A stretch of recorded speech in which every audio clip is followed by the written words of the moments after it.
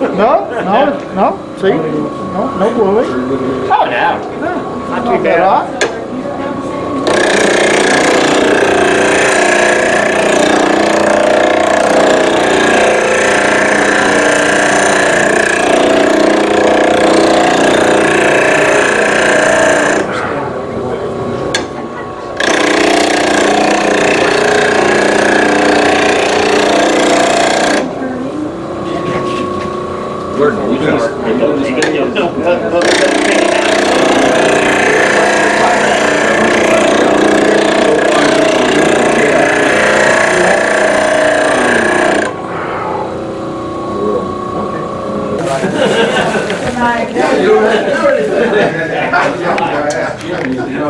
I'm a figurehead. That's exactly right. Alan, which one is the one that you just sharpened? All of them. All of them. They need to be home. They're not home.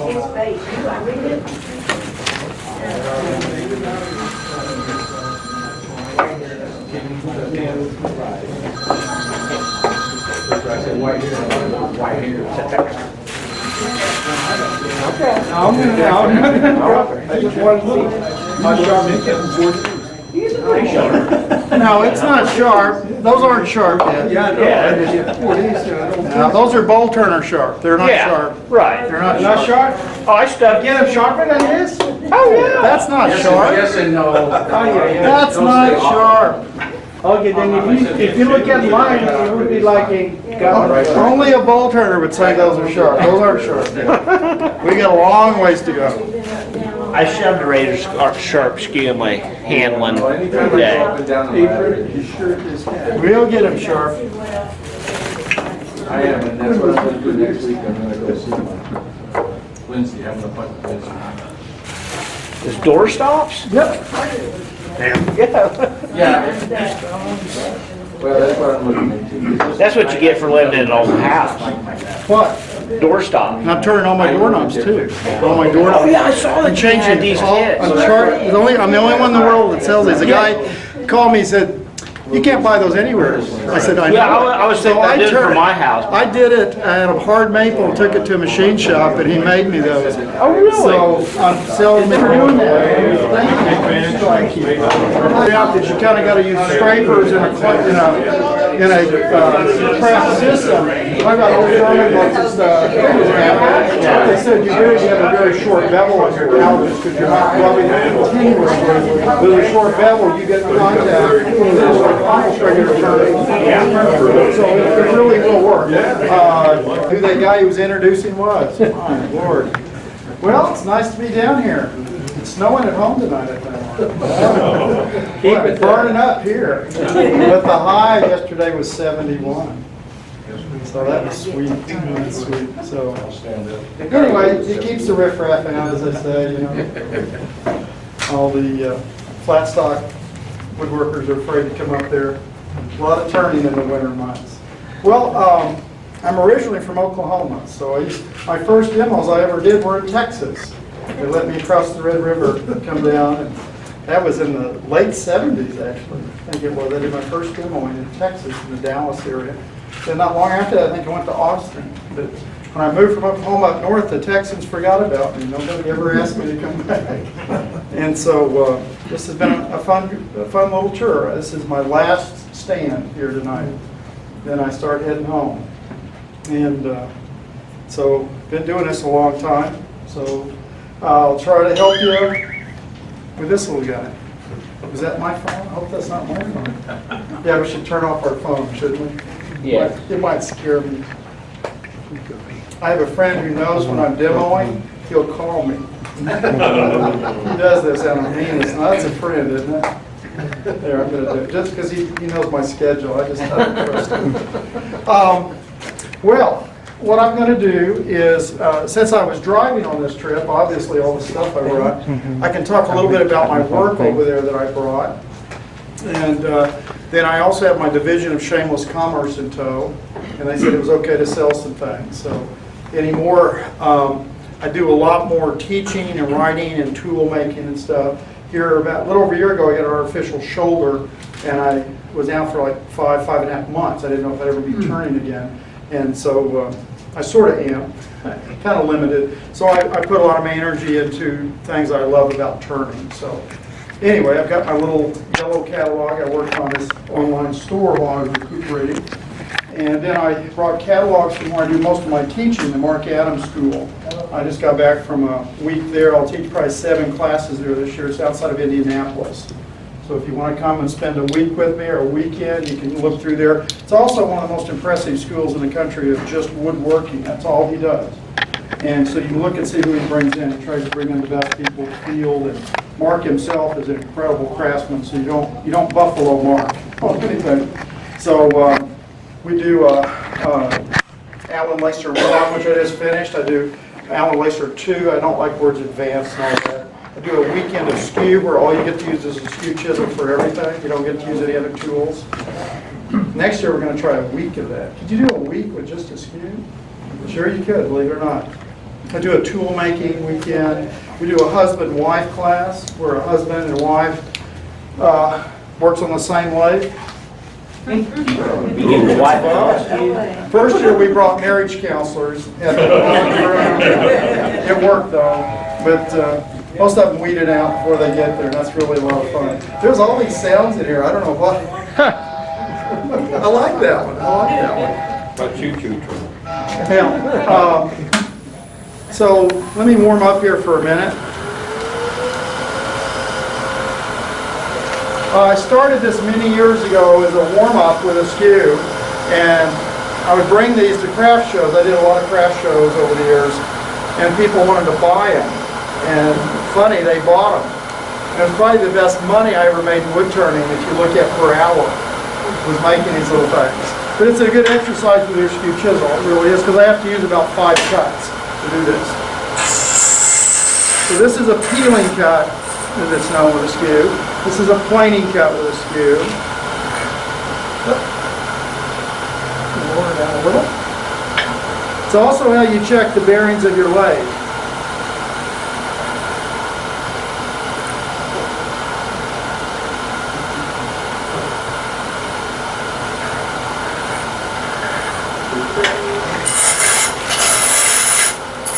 Now, this is a rolling cut.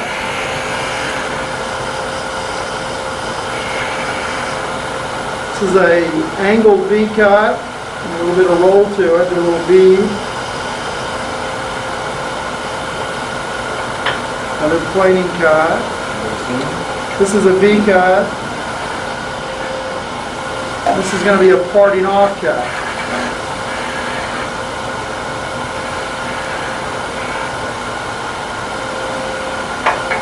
Sand the stem here just a little.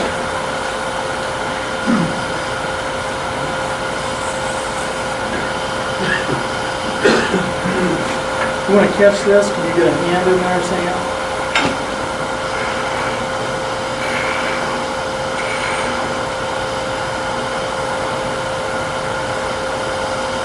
Okay. See if you get it spinning.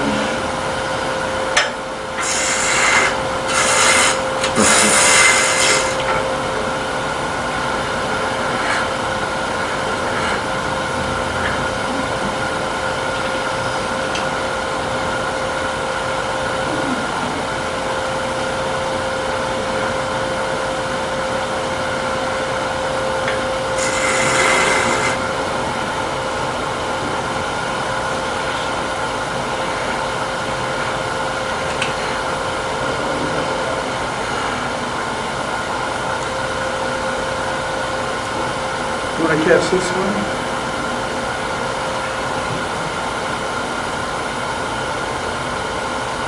Can you see it? Yes. Now we can. Sam had it all screwed up a second. Yeah.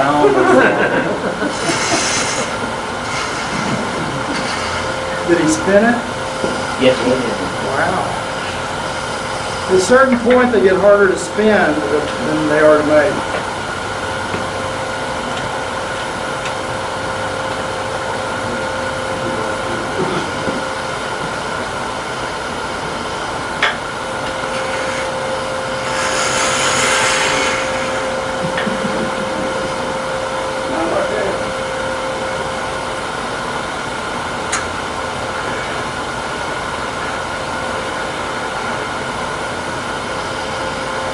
need a bigger skew for that. You ready?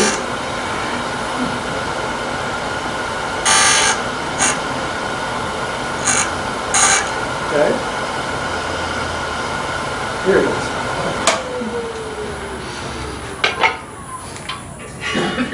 Now, what do you think people would pay for those? No idea. You know, the funny thing is, the smaller they get, the price goes up.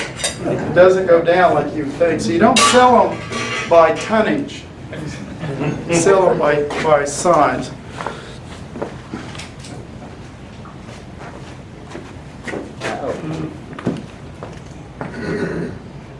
No, even long ago, sold them between like $5 and $15, and people would buy them. So I know how many are in here. Should have told you I'm from Oklahoma, so you might be tempted to take something from an Okie. So, okay, well, I make other things than those, and these are some of the things that I bring when I was driving. I have a lathe with really, really bad bearings. You know, so this is what happens when your bearings go shut on you. So, and then, if it's really bad, you can also do oval hollow turning. Probably haven't seen a lot of that, have you? I doubt it. Ceramics, In ceramics, actually, there's a great potter whose work I've seen that reminds me of this kind of work. It's pulled over. The problem with pottery, it can sag. So there's certain forms they have a lot of trouble doing because it'll actually sag down. I had the potter one time say, ooh, I hate you. Because there's certain forms that they said, man, that's just almost very, very hard to do. Well, Leonardo da Vinci sketched the first oval chuck. They don't think he made one, of course, but he sketched the math of how you would do it on a lathe that turns circular, how you could propel a thing through an elliptical orbit. So it shows up in the century that he lived, it shows up in Europe as a form of turning. And the first book written just for wood turning, 1701, shows 3 chucks in there. And the author says these have been around for a while. The oldest shop in America, turning shop, is probably an oval turning shop. It was right around the Civil War, and it's outside of Boston, called Old Schwamm Mill. German immigrants open it, still one day a week they turn oval picture frames and mirror frames. And some chapters up in that part of the country make field trips. You'll see it, it's a time capsule. The thing is incredible. And they have the traditional chucks, quote traditional, probably 100, 150-year-old chucks that are metal, they slide and move. They got the biggest chuck I've ever seen for woodworking in the basement. They never show anybody this.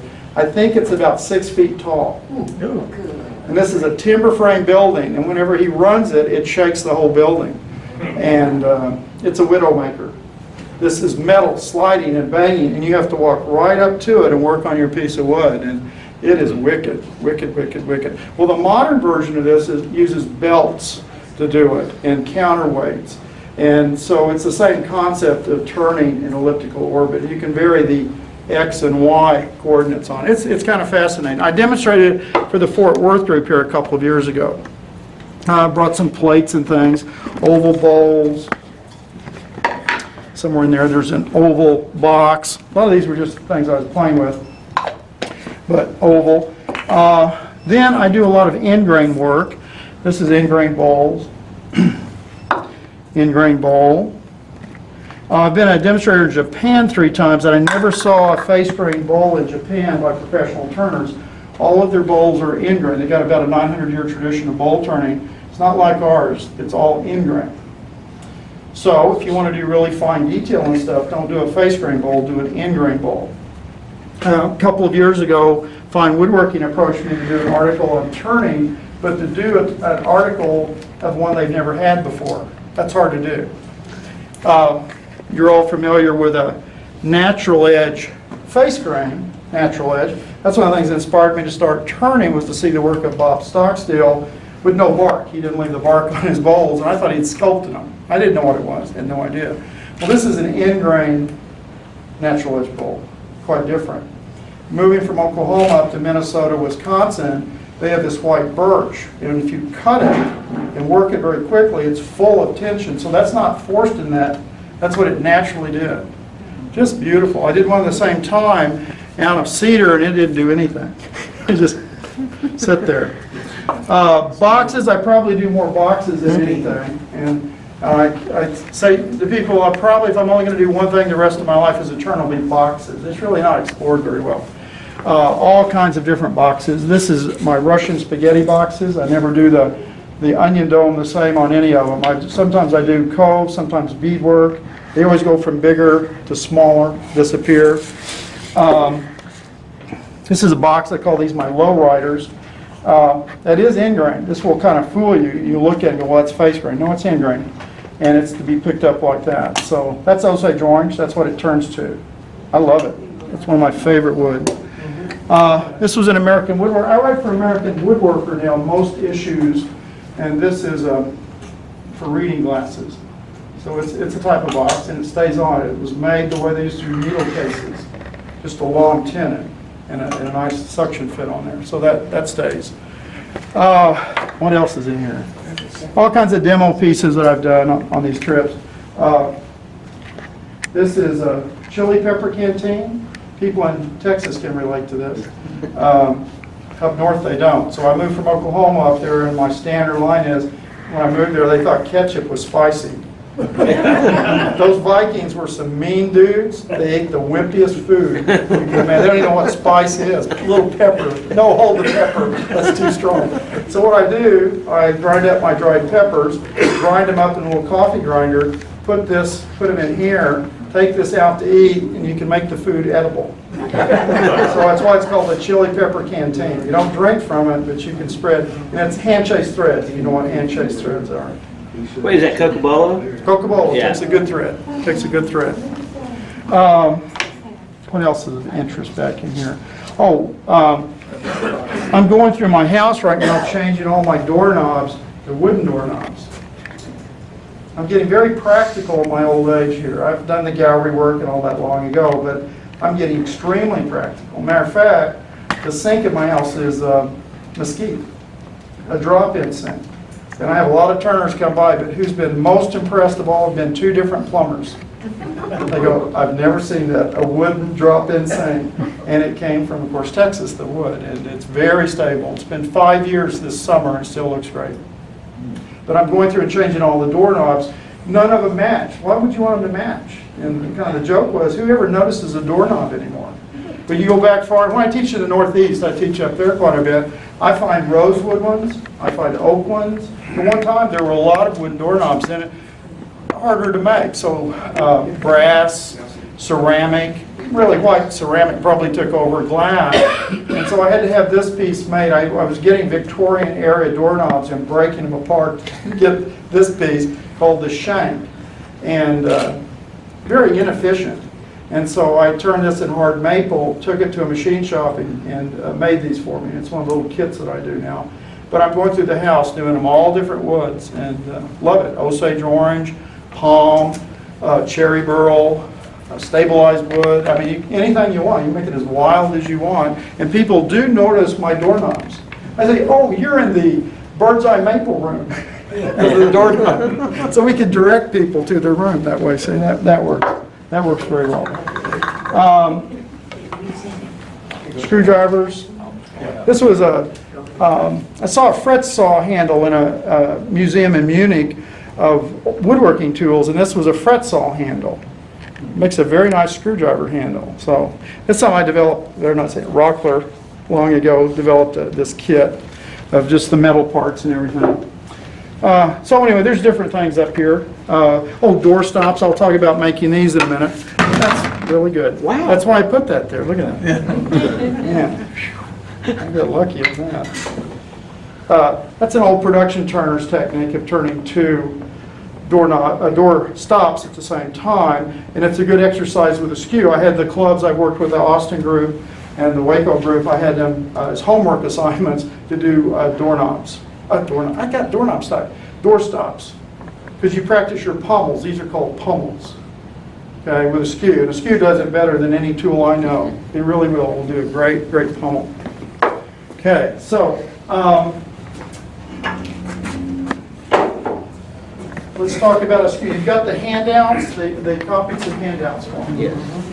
That'll help, so you won't have to write down something like. So I'll just kind of collapse a lot into a little tonight here and go over some basics with a skew chisel. Okay? Everybody leaving? I didn't get a hand. I brought this out. Everybody started leaving. Oh, I thought they were tough down here. This my buoy skew is going to be about that big. My buoy skew. That would be I awesome. like that. They took me to the Alamo today, and I saw some of those buoy knives were they're as big as a machete. I always thought it was this little thing. Come on, gosh. A frontier buoy knife. I mean, so I'll make a frontier buoy skew. It'll be really big. Well, up in Wisconsin, have you ever seen a cheese wheel? Yeah. Well, in Wisconsin, this is what they use to turn the cheese wheels, and the shavings that come off they sell as cheese curds. That's where cheese curds come from. They're shavings. What are you doing? He didn't buy it. Okay, I was gonna check and see. Y'all were on the gullibility meter here. No? I was wondering about the cow-powered lathe. The cow-powered lathe? Is that a Longhorn? I don't know. That's what you make Longhorn cheese with. Oh. Yeah, I remember that. Okay, skew chisel gets its name from this angle. I don't think anybody sells a straight across chisel. Not a scraper, I'm talking about a chisel. And a wood turning tool would be beveled two sides. I defy you to find one for sale in a catalog. It's just so, it has no advantages, it only has disadvantages. So what you're going to see is a skewed cutting edge. Now this angle is not completely arbitrary. If you barely take off some of the angle, then you've got a very wicked tool that wants to run back and catch. I'll explain those two in a minute. You probably know a lot about them.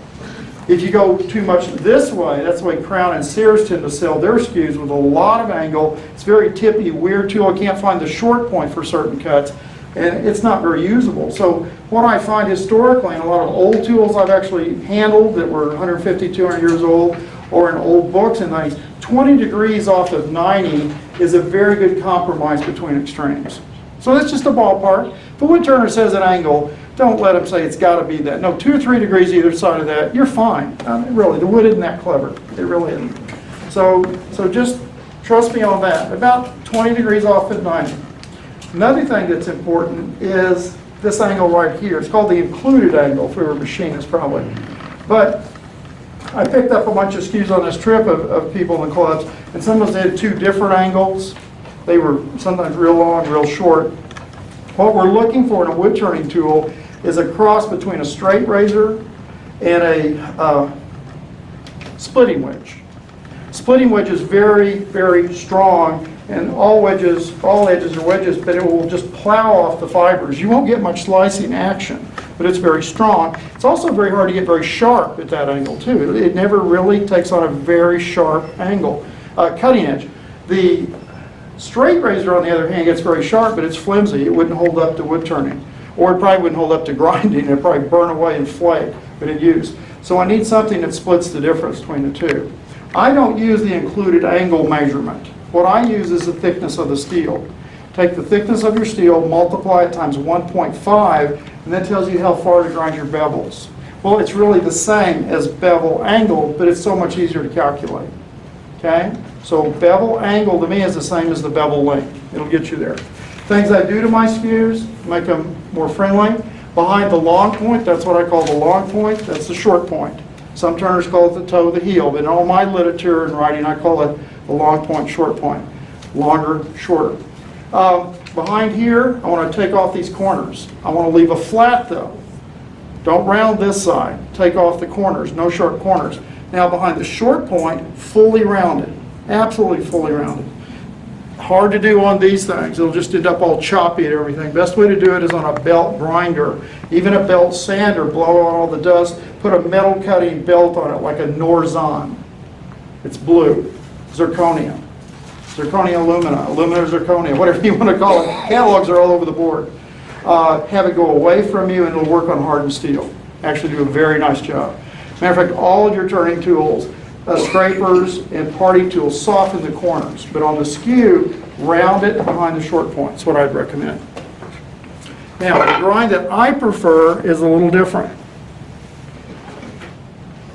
It's this one. Now, I didn't invent this. I learned it from an old Production turner, I've now seen it with turners from the 20th century from Arkansas to Indiana up to Maine. I even found 2 tools in an antique shop in Maine with this grind on it. It's quite different. It's not a curved radius skew. I hate them. I don't hate them, I dislike them. They kind of do away with my points. I do 7 cuts with points. In a full radius skew, I can't find my points. And you put me in a corner. No, this is actually a right angle right here, is a right angle. 1/3 to 1/4 the length of the tool is actually straight right here.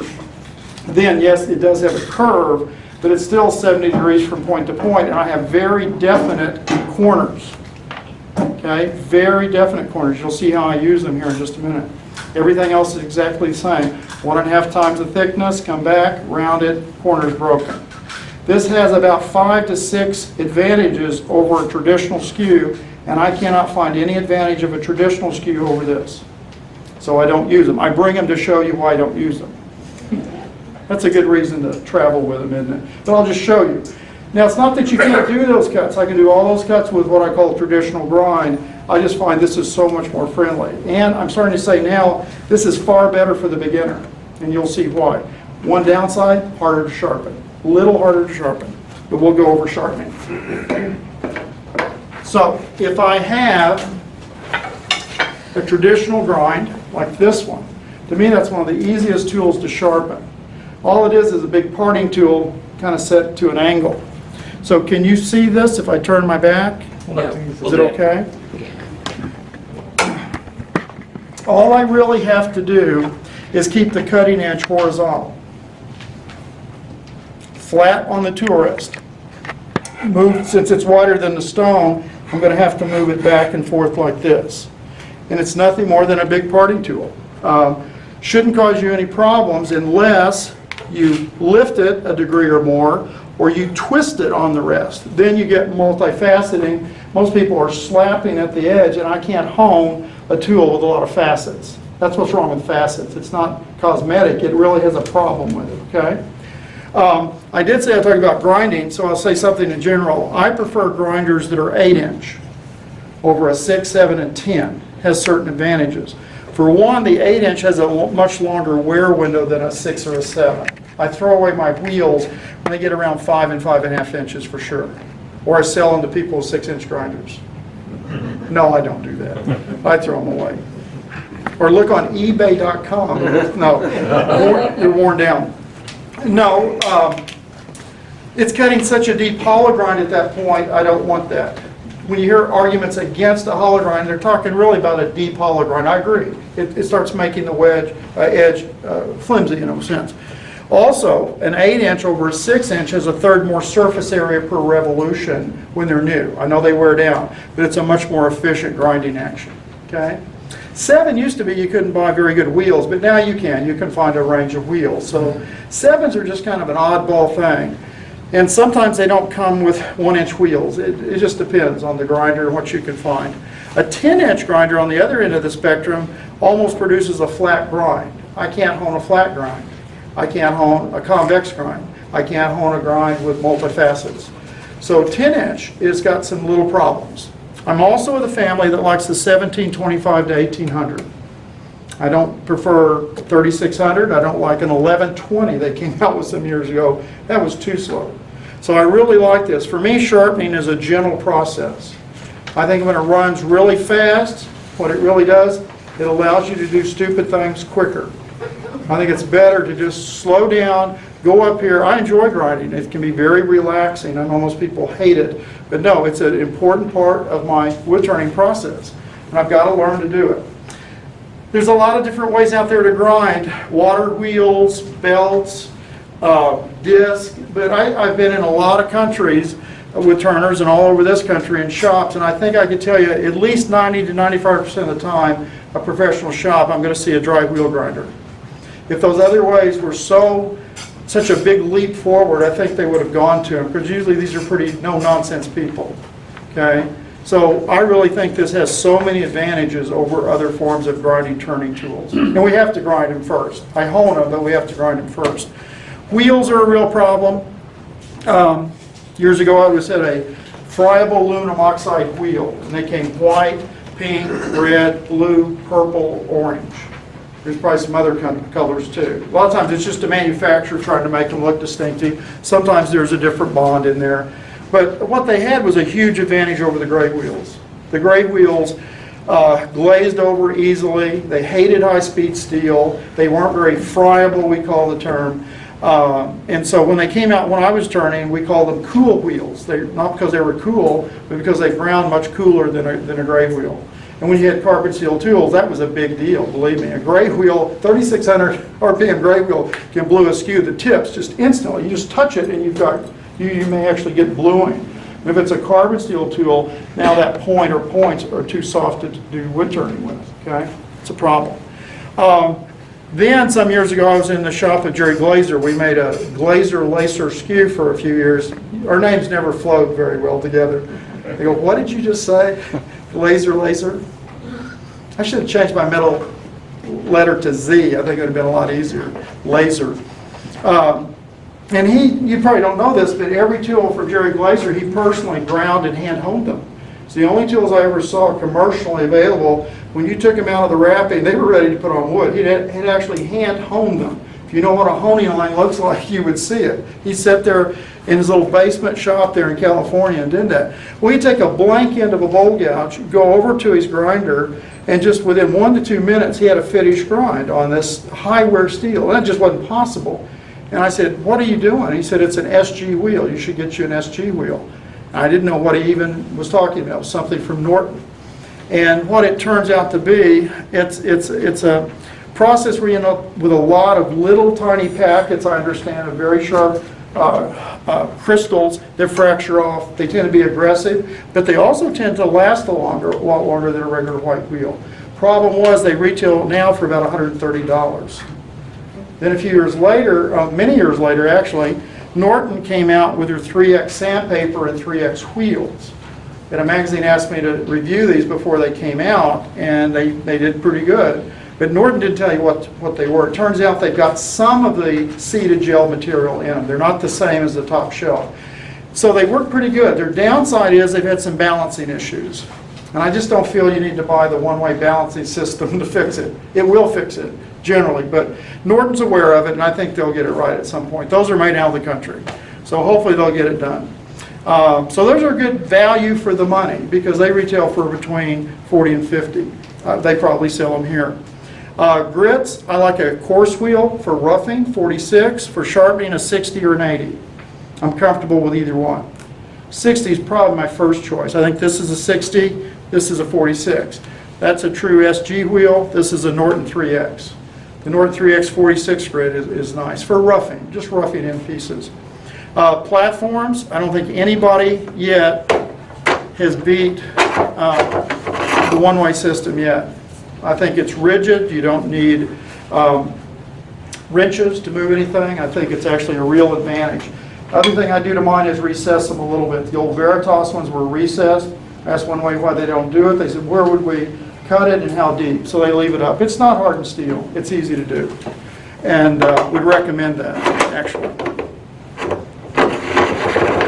One little minor flaw, and I'm the only one they said that's ever complained about it. When they weld this piece onto the shaft, it warps it. They put it in a hydraulic press. They don't get every bit of it out. You can see where I've been working. There's a little high point, and the way I do my skew grind, it raises it up ever so slightly. So what you need to do when they're new, take a file and just go across it. Just pull it back, grinders off, and reduce that down, and you're fine. It's a one-time fix. That's all you have to do.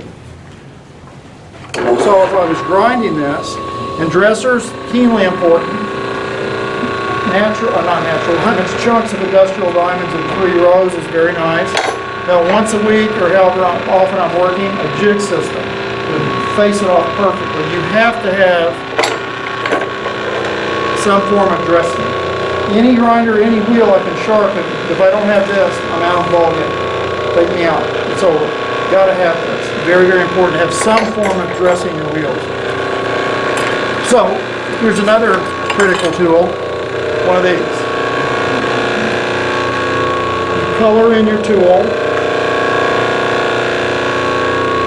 Just put some lines. I'll come over here. Is that okay? I'm sorry. Yeah. I mean to do that to you.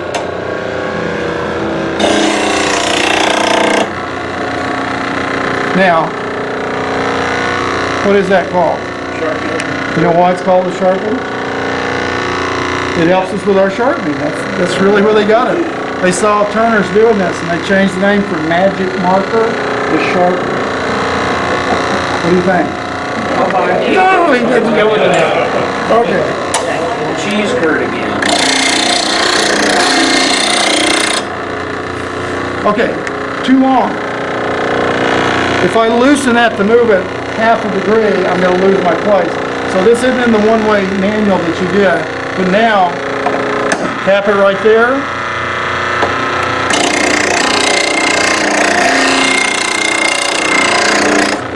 That's it.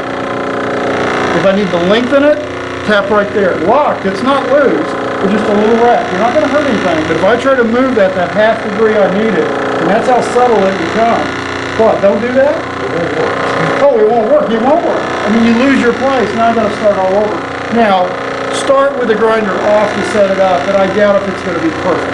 That's what I mean, I got it close. But just do it, put it colored in, see that's perfect, that matches what I have. Then I flip it over and do that. And if the tool is new, keep alternating until you trap the skew in the center, the cutting edge in the center, okay? Trap it. Otherwise you're going to have two different angles, and when you come back, you're going to have two settings for this. Wood turners are basically lazy people. We want to do it one time. One time and be done with it. So that's for when you return. Now, the grind that I like, let me see here, is this. I'll sharpen this one. I don't need to sharpen mine. I can work sometimes a week to 2 weeks without grinding my skews if I'm home. Okay, so there's no reason to grind my skew. So here's a new one, brand new one. And I have done a few passes on it. So it's a thick tool, so it has a long bevel. That was a thin tool, so it has a short bevel, but you know what? The angle is probably exactly the same. Does that make sense? I mean, that's an old trick to hold up two skews, which has a different angle below. They're the same. It's the thickness of the skew. It's just geometry. Now, to sharpen this, you do the straight section first. Don't worry about the rest of the tool. You set up everything. Do you have it centered? Is it the right length? Everything? Is it trapped in the middle? Then, once that's done, I'm going to start a change here.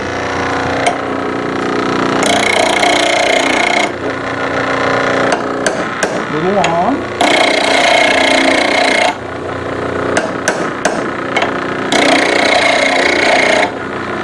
That's it. And that's it. The one reason most of us don't use water grinders, I don't have the spark trail. The spark trail tells me when I'm there. It tells me when to stop grinding. It's important to know where you start grinding. It's just as important to know when you stop. With a water system and a jig, you don't have those advantages. So now I know I'm in the middle. Now here's what makes it different.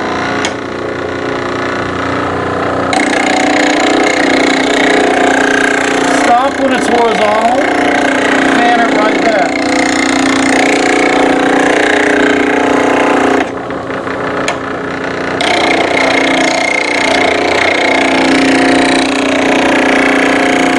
Stop right there, fan it right there. And we're done. Now, I guess I should have asked a preliminary question. When you go out to your shop and you pick up a tool, not a scraper, but a bowl gouge, a roughy gouge, detail gouge, skew chisel, party tool, how do you know if it's sharp? What do you all do? You shave, or some of you shave?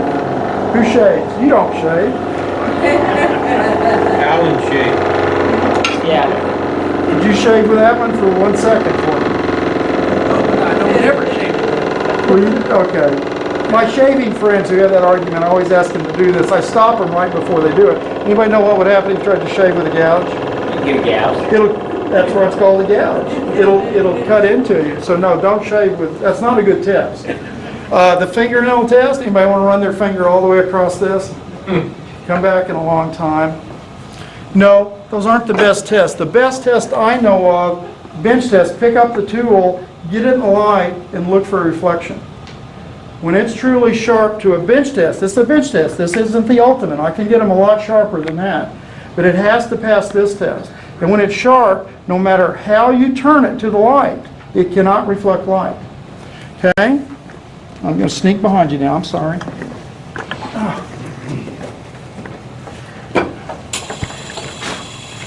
What color is that? Black. It's not black. Oh, I can't see it. What color is it, Alan? You're a man of science, isn't he? He thinks he is. Boy, he's good. He's I down. just can't see. Oh, that's steel. There's no, Color. Here you go. Hold Yeah. it up. You hold it color, up. I mean, it's, but steel isn't black. No. Matter of fact, that steel in Europe is called silver steel. That's Right. box knife blades. right. There's actually no there's no black on those blades. What you're looking at, I was doing this demo on a guy, a Mr. Science I called him, a background, he said, I'm going to make you something. He said, in optics, this is called the light trap. If you take enough sharp edges, put them together, not only do they not reflect light, they absorb light. And he said, that's called the light trap. You can actually trap light. Isn't that funny? Trap light. A black hole. A black hole. There we go, physics all over again. And so this whole idea of looking for nothing, you're looking for blackness. The nice thing about this over every other method I know, I can evaluate every part of this tool for sharpness and dullness.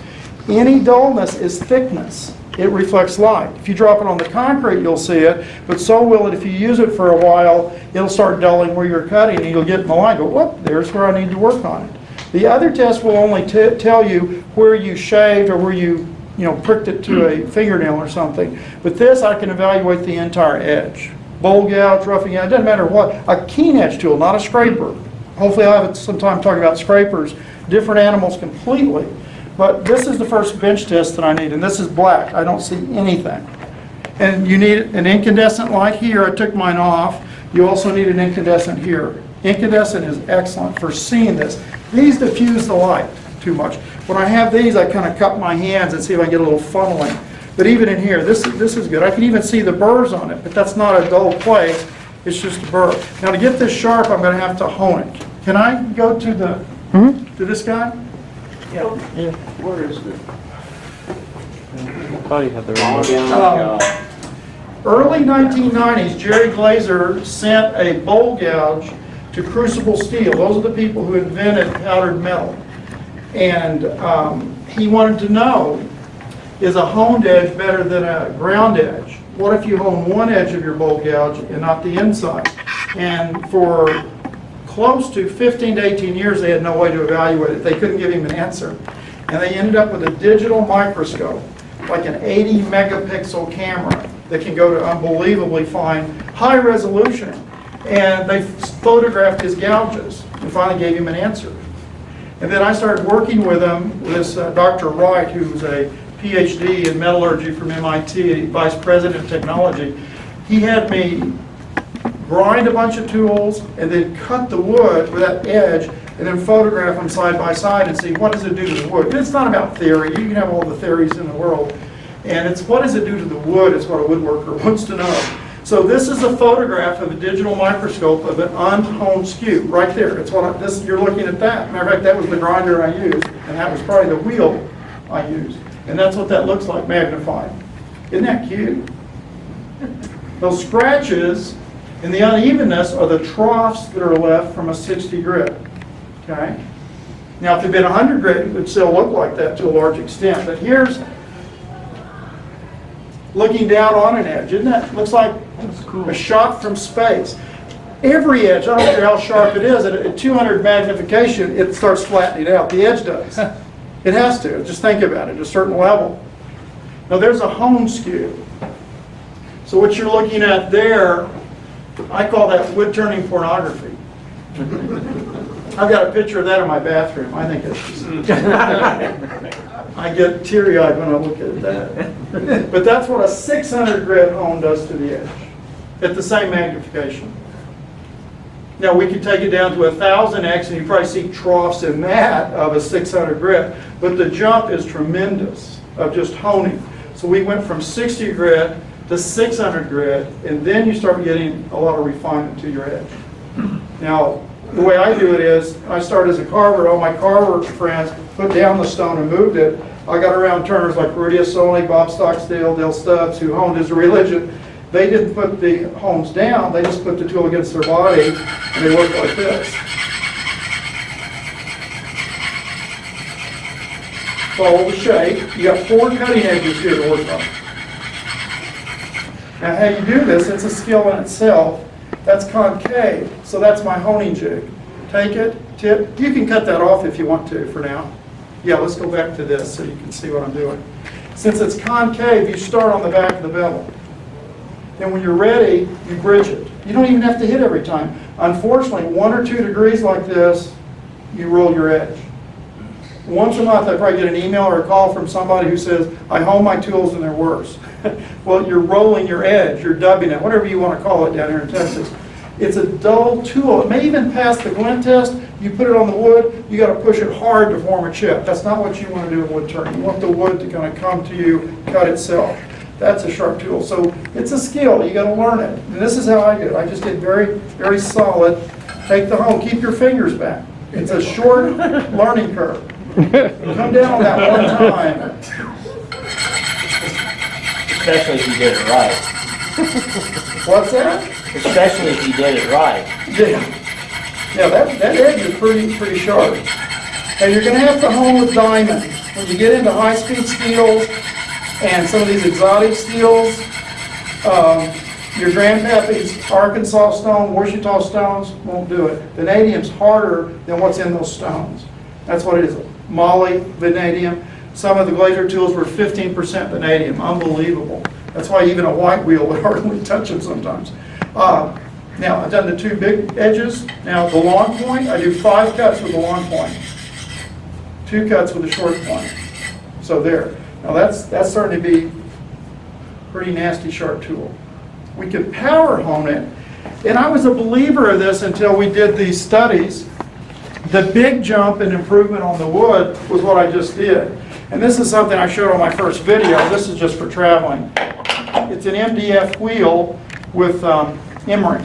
I'd come around over there. It's got to go away from me. See, don't let it come towards you. And don't say turn on the reverse. The one time you forget, you will get the mother of all catches. You will take a piece of this out and it may throw the tool towards you. So believe me. But so these studies kind of conveyed to me, it made a little difference. It wasn't very dramatic. What's dramatic is to go from a ground edge to a honed edge. This does a little bit, okay? So I can't even get in there on this machine to show you safely. Well, no, it's not your camera, it's this little guy. It makes it very, very hard for me to do. So my first video still haunts me. So if I do a return of skew, that's what I'm thinking of doing. I've done the skew chisel, the dark side and the sweet side, then I did son of skew. The next one will be called return of skew. I was going to call it bride of skew, but my wife didn't like that. They would think it's talking about her. So I'm not going to do bride of skew. That really dates me, doesn't it? Those B movies. Some of you also grew up with that, I think. Okay, now that's sharp. That's sharp. Is there anybody in this club afraid of the skew? It's okay, you can tell me, I won't tell a soul. Afraid of it? I don't know. Do we use it? No. Most of them never used one, so it doesn't, it's hard to be scared when you haven't used it. Oh, that's true. That's I'm true. afraid of one, but don't use it very well. Okay. What was the topic? Paint can? Yeah. Yeah, I know. I hear all these things. Yeah. Okay, let's make the lathe friendly. That's the first thing you do. You make the lathe friendly. First thing I want to do, this has got some nicks. Take a mill file and work that down, okay? Get rid of all those little nicks that are on there. And then I take paraffin and I wax it. Whenever you've rounded this side, it's like zero gravity. Look at it, it floats. This isn't a dump truck. Skew chisel is a Formula 5 or whatever I could make up with that. It's a race car. Some of the moves with it are so quick in the roll, if you drag with it, it will probably misbehave. So this doesn't look very important, essential. not something, and you want to get rid of the corners. The corners will just wreck you in using a skew. If you're going to do all the cuts, some cuts it wouldn't make any difference. The next thing you want to do is get over your fear of the tool. You've got to get over that. So it's probably been more than 20 years since I've used a spur sitter in my shop. It's more than that. It goes back well into the 80s since I've used a spur. I learned this from a guy who'd been doing it since the 1940s. Instead of a spur, I'm using what it was called a dead cup center. Boy, that's fast, isn't it? So,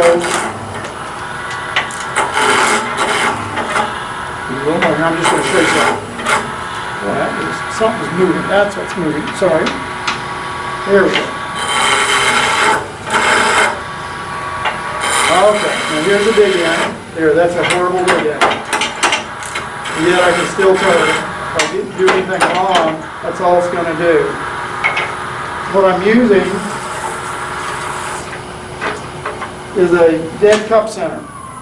Historically called a dead cup center. Put it in the headstock. Now no longer is it dead. It's a cup drive. Mine has been modified with 3 little notches. When it comes new, like One Way sells it as a safety drive, this rim is smooth. It doesn't have the notches. The notches allow me to turn woods like Coca-Cola, Osage orange, hard maple without much slipping at all. But if I get a bad catch, it'll act like a fuse. So if you're learning this, set it to where you can't get in any trouble. I work with kids, so I just get it where I can stop with my hand, see? A little more, I still stop it. No, I can't stop it. If I'm trying to make my living at it, go ahead and wind her down. But if you get a bad catch, it's going to stop it or blow through. So tell your brain it's okay. You're not going to have this thing come off, go through your head, or whatever you think is going to happen to it with a skew. But it's what I use in my shop. Like I said, I can't remember when the last time I ever used a spur. So I'd recommend throw your spurs away. You don't tell a Texan that, do you? No, I shouldn't say that. Especially a Spurs fan. You just put them on your boots. Yeah, I know. So, no spurs.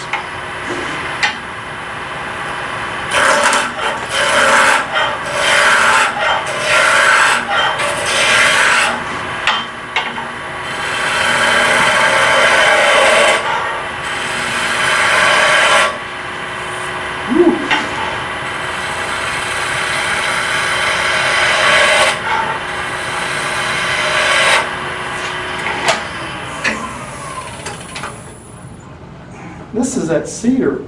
Smells good. Spanish cedar. That is weird stuff. It has a little bit of a bitter taste to it when you get the dust in your mouth. Yeah, it does. It does. Let me come back to that. So I don't eat it. Let's talk about some of the cuts. You've got those on that one sheet about the different cuts with the skew. Now, if I'm doing short pieces, meaning under a foot and under 3 inches square, I will rough with my skew. I love the roughing gouge. After the skew, the roughing gouge is probably my favorite tool. But if I'm doing short work like this, I can actually take off the corners with a skew chisel. And there's 2 ways I do it. One is planing mode, the other one is peeling mode.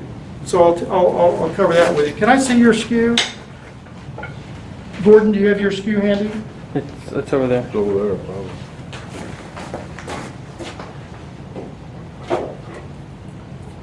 Nope. Nope.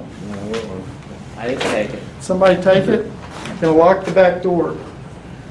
I thought it was over there. No, those are 2 of them. I have, his was the 3rd one. Oh, it might be, is it back over there behind your computer? I'm sorry. It is. This is Gordon's skew. Osage orange. First chuck wagon to make the Texas cattle drive, I think it was Charlie Goodnight, wasn't it? Was made out of Osage orange because it was the only wood tough enough to make a Texas cattle drive with no roads. Incredible wood, incredible wood. A lot of it in Oklahoma, I guess. It was native, I understand, to Oklahoma, Texas, and Arkansas, a big band there. Now it's been planted all over. There's even 2 counties in Wisconsin where it's growing, which is bizarre. I got 2 trees in my yard. I love it. I love the stuff. The Indians used to use it as Make barter, bows. barter for other tribes that would come from the northeast. All the way to Canada. The wood showed up into Canada. I heard an interview with a bow maker. That's where we get the word bow dart, correction of the word bow. Said it's still considered the best bow making wood in the world for non-laminated bows. Okay, and so it's got that quality to it. I've got a 65 GMC pickup, and that's what the truck bed's made of now. And I estimate in 500 years, an archaeologist will dig up this and want to know what was attached to the wood. So something was attached to this. We know it was. Because the metal will long be gone.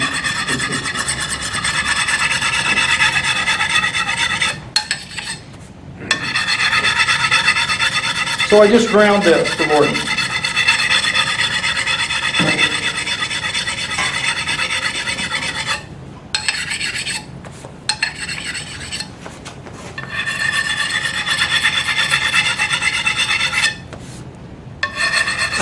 I noticed your M4 is actually, the steel's tapered up towards the tang. See that? Yeah. I've got some skews from the 19th century, 1/2 inch tapered down like that. That's how they used to make skews. They hot worked them. They were drawn out.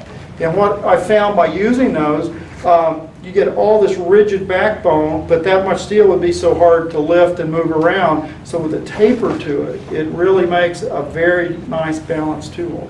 So this hasn't been hot worked, it's been milled to recreate that. But you go back not very far, a lot of skews came that way with a taper, and only a few were that thick, but I've actually found them and used them, that a full 1/2 inch and then drawn out like that. So here's how you plane off the corners. I don't know if you can see, but I'm not going to lay it flat on the rest. I'm going to bring it up like this. See, it's not laying flat on the rest at all. Oh, I didn't set her up, sorry. Sorry. Go ahead and tighten her up. So, just going to push off my corners.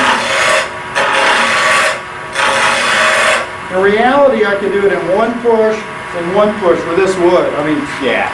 downside is that, like this, sometimes the corners will take part of your cylinder. And sometimes I need that diameter, and I can't, like in bolt and just keep making it smaller. I may have to make it to a certain size, right? So here's a better way of doing it in chippy woods. Osage orange is horrible. If I did that with a piece of Osage, it would probably chip all the heck with that much force behind it. Red oak would be horrible. Figured maple. So here's the peeling cut. Now the handle's down real low. Everybody likes to watch up here. No, no, it's down here. Come in.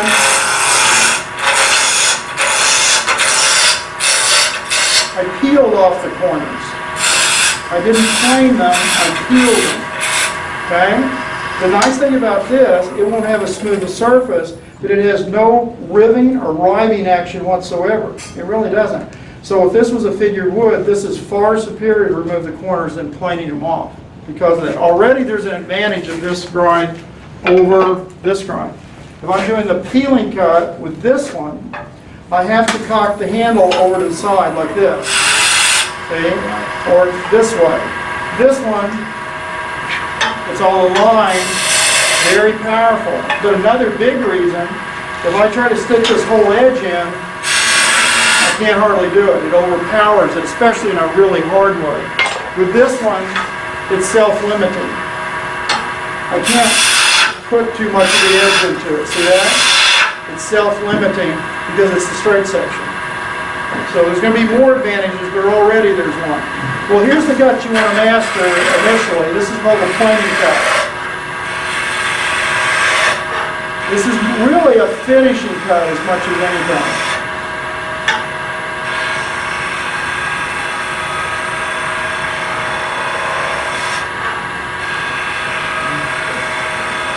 I'm still getting used to this wood. I've never burned Spanish cedar.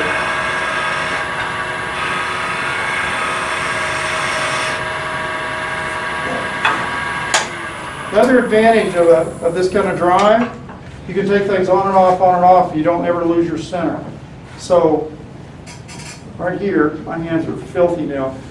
What grit do you think that is? It's kind of hard to tell with this soft wood, but what would you sand that with? That part of it, it's the only part that really works. What does it feel like? What would you sand it? Wow, I like that guy. He's gonna win the first prize. Here you go. Skew tattoo. Because I like how he thinks. It'll last about 3 days. Put it on your forehead. If you put it right here, you go to a bar, they'll leave you alone. Back away, that guy is mean. He's got a skew on his neck. I was thinking of doing a skew pierced jewelry. What do you think? Think they would sell? Through the eyebrow? No, I don't think so. Not in Texas. Maybe when I do this in New York. Austin, you're up in Austin. It'll California, work you make a lot of money. California, what am I saying? That's where I got those. Actually, that is a drawing of one of my skews, and of course, I had them made in California. You can take it off with alcohol, either internally applied or externally. So if you get in trouble for coming to an attorney meeting and you came home with a tattoo, you can get it off. Okay. Okay. 2 big problems with a skew in a planing cap. First one is this one. You're coming along, 400 grit, and then it does that. You're coming this way, it goes that direction, or it happens as soon as you touch the wood. Now, That's the problem. I'm good at that one. I got that. Well, if you get somebody like John Jordan, those guys that come in, they call that surface decoration. Now, I know where it came from. They don't tell you that. They mark it up tenfold and say it's high art. No, we normally don't like to see that. It's kind of fuzzy. So what happened? There's only one cause. Woo, that was a nice one. So what? That's Spiral hard. Actually, there's a tradition. I'm going to do an article later this year for American Woodworker. I learned in far eastern Germany of trees and flower turning. It's a modified skew with a cutout in it, a true U-shaped cutout. Your short point is pushed up here. It looks bizarre. It translates sharp and soft turning. Because you start with a sharp point, then you move it down, you roll the fibers, and you can do the most perfect trees and flowers. So there is a tradition of that. It's a modified skew. It's not this. But it's the short point ragging it up. And then you roll it back into the soft area. It's kind of clever form turning. Well, there's only one cause. You might know what it is? User error. It is user error. It's not the tool. Everybody curses the tool. No, it's not the wood. Wood, it tastes weird. Yeah, Don't they make humidors out of that? Or I something? think so. I don't think I'd want to smoke a cigar that tastes like that. Got a little bit of a better taste. What? You want another Dr. Pepper? I'll go get you one. No, it's just amazing. I kind of like it. Your Spanish is going to get better. Okay. See, senor. Already better. No, it's only one cause. I lost my bevel, and the skew is absolutely unforgiving. If I was using my roughing gouge to do this cut, and I did what I did with the skew, you know what? It would just kept moving. You wouldn't even notice. You go, oh well. It'll skip along off the bevel and just, who cares? If you do it with this tool for a nanosecond, you will get a run back. That's what those are called, run backs. Or where I live with a lot of ice, we call them skates. Because it's just, y'all don't deal with a lot of ice, do you? But whenever you fall on the ice, how quick is it? It's rattlesnake speed. Now there's something Texans know about. How quick is a rattlesnake? Quick. Well, that's what happens. It'll happen before you can stop it. And all I did was come off of it for a nanosecond and it shoots back. Or this is what happens. I watched this. I did 4 days of hands-on here. Often people will come up. They'll do it as soon as you touch the wood. So what's happening? They're not putting the bevel on first. So this may sound amateurish or Mickey Mouse, but it's really what even a professional does. Tool rest, bevel, cut. It's a 1, 2, 3, but people working the speed, they'll do it so fast, but I promise you, if you do 1, 3, anybody will get that. You've got to be that definite. So what I teach in classes, whenever the steel touches wood, No shavings, no dust, no ribbons, nothing. Absolutely nothing. Tool rest. You're on base. In a baseball, when you get on base, what can they do to you? Nothing. The skew can't hurt you. Now, find the cutting angle and stay there. If you bring it up a little bit more, you'll get a run back. It's a hinge angle. It's an angle you Yeah, cannot you're see. just pulling the handle up to get your, 1 degree sometimes. The whole difference between, let me clean it off for you, between nothing, cutting, run back is I think under 5 degrees, that whole little window if you tighten it down. But the good news, you can't see it. It's like a door hinge. It's exactly like a door hinge. So start with the door closed, cut, and stay there. This angle you can play with till the cows come home. This angle, the feeding angle, that's not going to hurt you. What's going to hurt you is the hinge. The hinge. That will give you that result every time. So that's not the one that wrecks people's nerves. The one that really hurts people, not physically, but their self-esteem is the dig-in. The true dig-in. Anybody ever had a dig-in with a skew? Yeah. Yeah, it hurts you. What's it like? Throw the skew across the room. You know what? A lot of people do. I've heard many people tell the story. Their skew after that became an old, negative edge scraper. a round nose scraper. Just for that. I've seen some very intelligent people have this little tool get their goat. So this is a true dig-in. No, relax.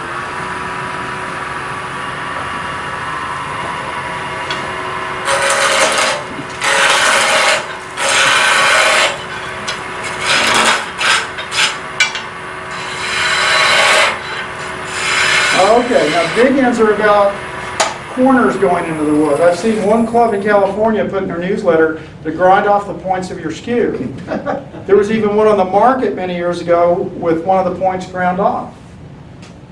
And I thought, you just wiped out 7 of my cuts. I need the cut, the points are cutting edges. The problem is no one really explains what's going on. So what you want to do is understand what causes a dig-in, and then you won't get a dig-in. You may get runbacks if you go to sleep at the wheel, but if you understand a dig-in, you can really control it, believe me. So when I go up here, I'm going to give you a multiple quiz test. Which point will cause the dig-in? Is it A, B, both, or neither? You got 4 choices. Either this one, or both of them, as the club in California said, get rid of your corners, they'll hurt you. Or is it either one, or is it neither one? Can I stick either one in the wood and it won't cause a dig-in? I'm not talking run back, I'm talking a dig-in, a true classic dig-in. So which is it? Both. This one? Both? Anybody for this one? Okay. All depends on which way you're going. Okay, I'm going with a short point out in front. That's the more common way to do a planing cut. Reason being, if I was trying to lead with a long point, I'd hit my headstock. I could come from this way, I couldn't come from this way. It So- happened to me. I'm trying to figure out what it did. Because after I watched your video, I tried to do it, and I had it backwards. Okay. Well, here we go. I'm gonna start with, I'm gonna drive the short point in the wood and see what happens. So hide the children. My analyst says I'm a paranoid schizophrenic, but I'm still gonna do it. Okay, here we go. Wow, you know what? That's not so bad. Matter of fact, that's almost my 400 grit again. And if I have a detail, we actually use the short point to kiss it, come right up against it with incredible control. I don't know if you watched on the little top, but I use the short point to go right up against the body. Yeah. It's also a technique for coming from the air into the wood. Hard to do with a gouge. A skew will actually allow me to come in from the air. Hook the short point into the wood, it won't split it out. So don't be afraid of the short point. We don't normally lead with it in the wood because of this. It rags up and splinters the fibers, but it is not a dig-in. So if you're going to go with it, you skim it. But see what it does? That's not a dig-in. That's just chippy wood now. Now the dig-in is when the trailing part of the tool, bowl gouge or this, is pulled into the wood. So It doesn't matter if a skew is this big or this big, there's a line through the axis of the tool. And when you work with the lower half, everything below is fully supported by the force of the lathe. Now here's what happens. As you come up on the tool, it progressively loses support. It doesn't just, this isn't the marginal line where you cross it, boy, you've crashed, you've gone over the edge. That's not true. It progressively gets worse. And here's a true dig-in. I don't even have to get to the point to catch the point. People who use spur centers think they caught the point. No, that's the second thing that happens to them. So here's the first thing that happens. I'm cutting, I'm already feeling it to do this. It started to twitch as I come up on the tool. Right there, that's a classic dig-in right there. See that? Ah. That's a dig-in. I think you should practice them. That can do I it. do. No practice needed on that That's what I've one. been doing. See what it's doing? I'm not doing that. It's just doing it on its own. We'll just make It'll just pull it over. make So when you sure get you into get about the upper third or fourth, magically, it'll just pull the point in. If you've got a spur center, high-speed, dry hardwood, the last thing you remember is the point caught the wood. And it's not a run back. It can be violent. It's got a kick to it. That's what some people call it. So how do you avoid a dig-in with a skew? Because they're not fun. Don't use them. No? I heard Texans are fearless, so we're going to learn to use them. So how do you avoid a dig-in with a skew if you're Don't going to let use that it? point get near the wood. Aha! So you're saying from the, you went from the short and then you pulled it. If it's on the floor, Huh? across the, not even close to the wood. Okay, well, let's look. You're saying a bunch of different things here. Well, let me go with the traditional one first. I'm sorry. On this tool, where is the safe cutting part of it? In the middle. The lower 2/3 of it. It's really about the lower 2/3. There. If you stay there, you're okay. Here's the red zone. The danger zone. Okay? That's what'll pull it into the wood. How could you hold it in the camera? Yeah, I will. Now, in terms of a dig-in, what do you see as the difference between these two skews? There's two huge differences.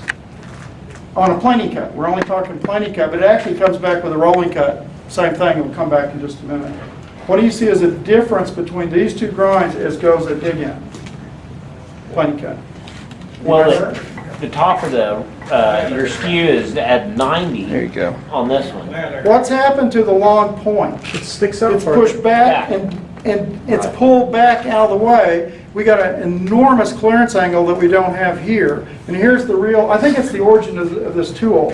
If you stay where this tool is curved, you cannot get a dig-in. Now you can get a run back that could throw it into a dig-in. This is what happens to the bowl turner down inside a bowl as they go through what I call dead man's curve. They lose their bevel. It skates first. The trailing half of your gouge sees the inner wall, and that's drama in wood turning. Learn to do it with a skew, control it. To me, a bowl gouge is a walk in the park, because this tool is absolutely unforgiving. You've got to use it right, or it'll tell you. It'll either bang you or run back on you. So believe me, understand it here. It's a lot safer to have a dig-in here than down inside a bowl too, if you're new, okay? You don't want dig-ins in a bowl. I can't slip it like this. I wish I had a clutch. I could draw in how I could, a slip clutch for a lathe. But, so there's already one huge, 2 points already. One, stay where it's curved, you can't get a dig-in. The long point is pull back, or as one of the clubs, the guy said, when I'm cutting with this, the long point of the part that will catch is lurking. You're being stalked.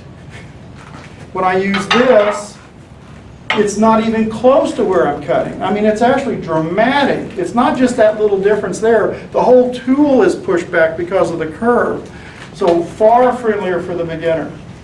Yes, sir. So, I've heard people who use a skew and they say you're crazy about this curve. What's their argument to not have the curve?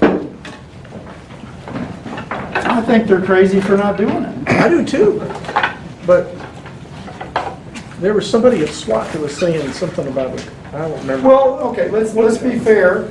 you know, usually if you find out what people said it's not as stupid as you first thought.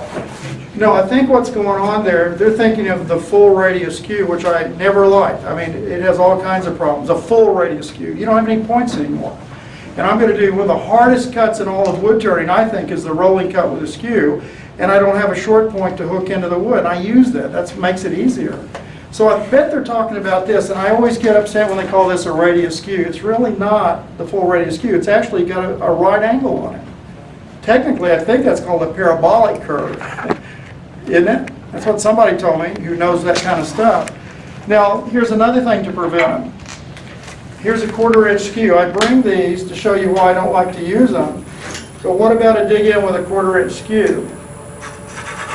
I got one, just put it on there. There we So go. is that part of the reason you tend to use your wider skew a lot more, especially on the bigger spindles, because you've got a little more room? Look, there's 400 grit, but what's wrong with planing with this, or in rolling in a minute? How much of that tool is supported? Remember, I don't lead with a short point normally, right? You want to come above the short point. Well, you got such a small surface area is the problem. Well, it's not me, it's physics. Yeah. It's the grind. So It's the how, bevel. but how big is the part of the tool that is supported, especially on this diameter? If it gets bigger, it gets worse and worse and worse. Even on little, it's not very big. Even if I was doing a crochet hook, it's only about 1/8. Right. You know how little that is? That's why I almost got to dig in, just setting it on the wood. Right. At a certain diameter, the tangent is bigger than the supported part, and you may actually, as soon as you touch the wood, get a dig in. So, see if this makes any sense. Bigger the skew, the less likely you are to get a dig in. That's why to show you a dig in, I did it with this size. Because with this one, with this diameter, I would have had to done something weird and you would have caught me. See? So use a bigger skew to plane with. Why do I use a bigger skew? Look how much more surface area. And I didn't know this. Somebody in class measured one of mine from a straight one. I said, you know what, when you do this shape, you get 15 to 20% more cutting edge too. Never thought about that. Because it's not just like that, it actually goes out, does a little tour, comes down, and they said that actually is somewhere between 15 and 20% more edge. So what that means to me is I get a bigger skew without having a bigger skew. Because it really comes down to cutting edge. So now I've got a lot more cutting edge. So huge advantage. This one, I also use the tool rest up high with a skew. I cut higher with a skew than I do gouges. So if I raise it up, look what's happening to the trailing part of the tool. It won't be fair, even with this, if I bring it up. That helps. But it's still stalking you. It's right there, and there is no green and red. This one has green and red. You don't see it, but I promise you, it's actually there. Okay? Just stay out of the square area, and you're going to be okay. You cannot get a dig in. Would it be fair to say that on the complete square one? A square corner off the long point. Right. Well, I don't have one of those. I have the square one, and I think now I understood why it's cut. Okay. I'll let it kind of come too close to the. It'll bite you. To the long. Right. It's the trailing part of the tool. If I was planing like this, then I have to watch out for the short point. But I don't do it that way. For one reason, like I say, you hit most hits, I can't even get in here. But with this, man, I can work right here if you want me to. It has no effect. And when you do this, you're cutting lower on the piece. The best cuts in turning here and spindle work are up here. Down here, it'll show up in chippy woods or problem woods. Not as good a cut as working way up here. Depends on the wood you're using. I got to be fair on that.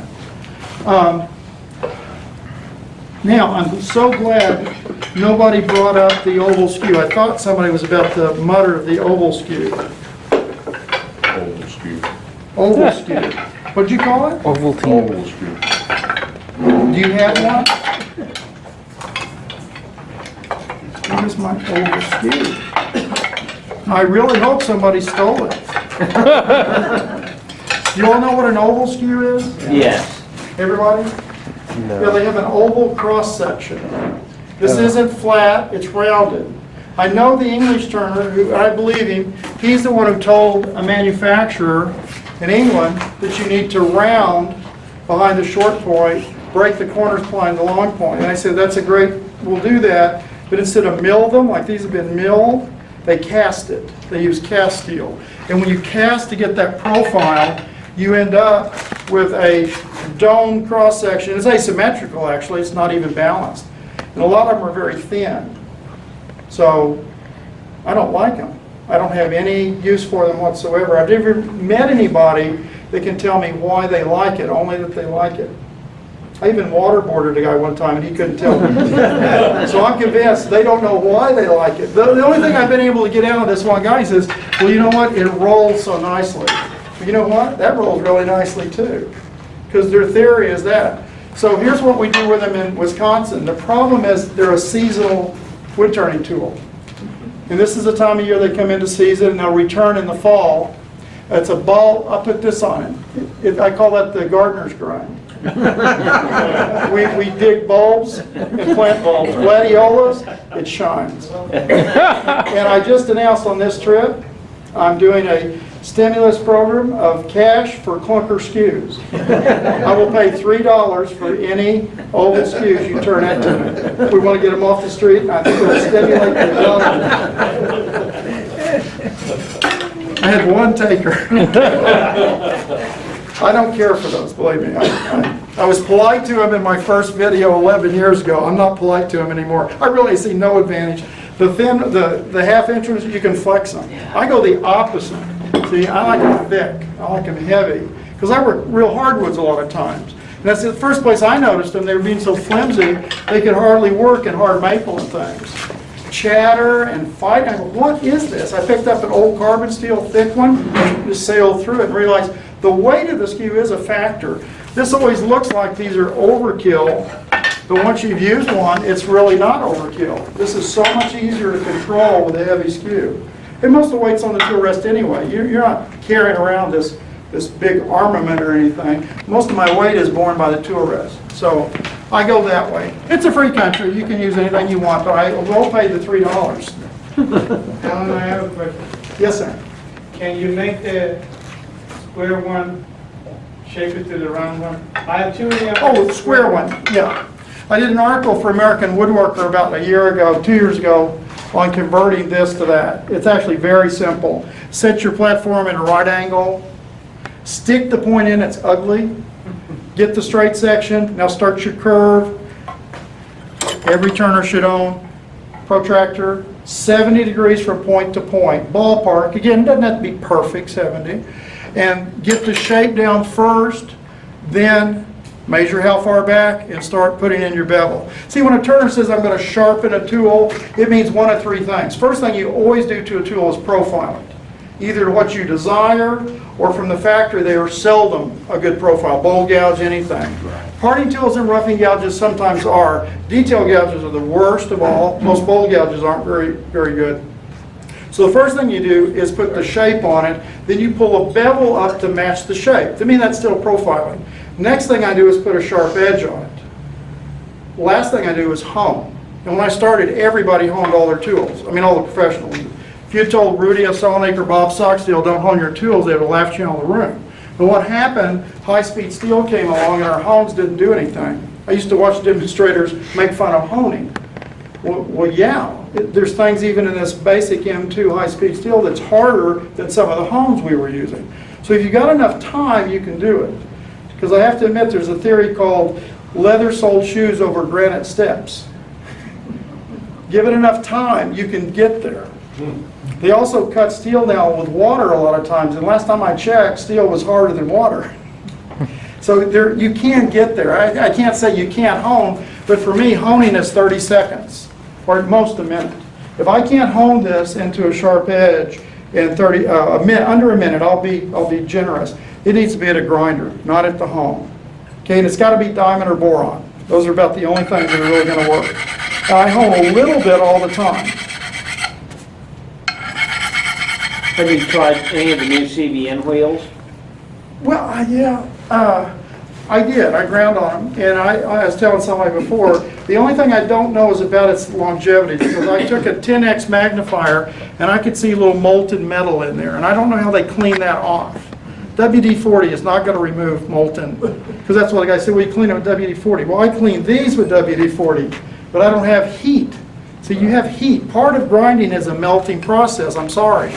And so that's the only thing I don't know. I mean, it ground nice and all that, but, and they're 180 grit. And the guy said, well, it's so much sharper. Yeah, it is compared to my 60 or 80, but then I take it to 600. To me, a 180 is not a very sharp edge yet.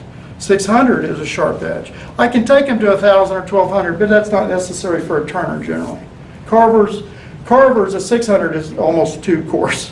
I need to refine it, but in turning, I don't need to go to 1,000 and 1,200. I mean, I do it sometimes, but that's not necessary. Alan, what size is that skew? Oh, I'm sorry. 1 3/8. My whole arsenal of skews is only 2. I do everything from sub-miniature to porch columns with 2 sizes. A big one, a little one. My big one, 1 3/8. I like them 1 1/4 to 1 1/2. But past 1 1/2, they're a clumsy, poor tool. 1 inch is kind of neither fish nor fowl. So I like an 1 3/8. I kind of split the difference. My first one I used, first videos I used for a long time was 1 1/4, very nice. But when they rounded them, you lost some width. So I have them start with 1 3/8 so that by the time they're rounded, I still have a fat 1 1/4, if you want to put it that way.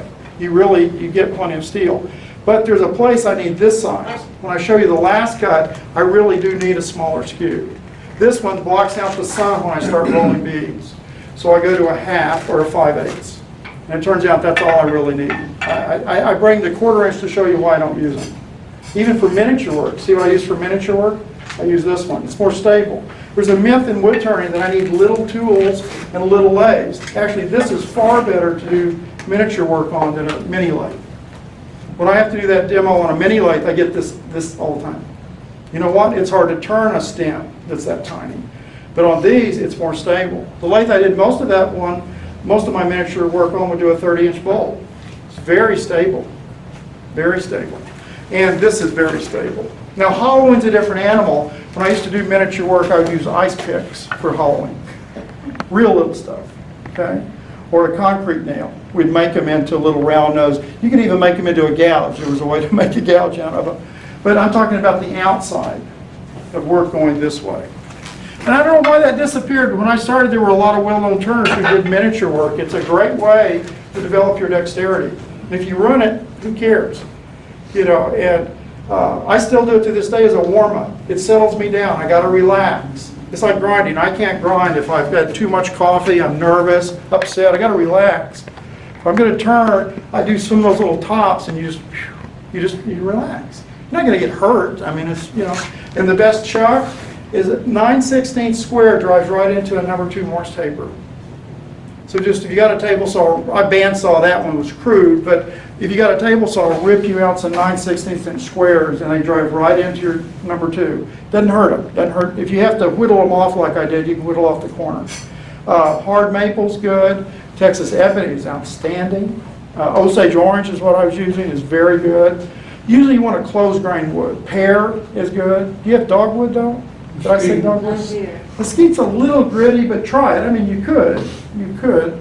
I don't know if you get hard maple. I don't think it grows here, but you can buy it. I mean, it's pretty common. A lot of the exotics are fabulous for miniature work. That's really what a lot of it was in. Ebony, cocobolo, woods like that. But hard maple. But when I travel, I get dogwood. Dogwood is wonderful. Yes, sir. Sorry. I didn't ask a question. When you were on the hone, what do you use the rough side of your hone for? Do you ever use it? Don't you have a rough and a split? No, it's all 600 all the way around. Oh, so I just bought the wrong one, huh? Yeah, you do. Yeah? I don't know if they're all that way. Yeah, sorry. Okay.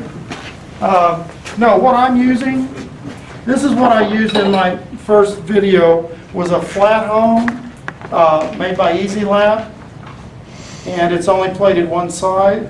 What I'm using is a slipstone so I can do my bowl gouges and everything. Because you won't, as we found out in these photographs, I hope I brought one. Oh, here, I didn't bring in a bowl gouge. I brought a roughing gouge. If you want to get it sharp, what you got to do is hone the outside. Now you got to slip the inside, so you need a curved surface. So that's how you get a sharp edge. All a cutting edge is where 2 planes meet. If I grind this I could show you an image very quickly. All the steel gets folded over into the inside. The old days, the same way as old carbon steel, will just drop off. You know what? These are also tough steels. The burr is still there after a lot of turning. So what you got to do is come from this way to work the other plane. And to do that, you need a slip. Or, this is what Jerry Glazer used for many, many years, was the tapered cone.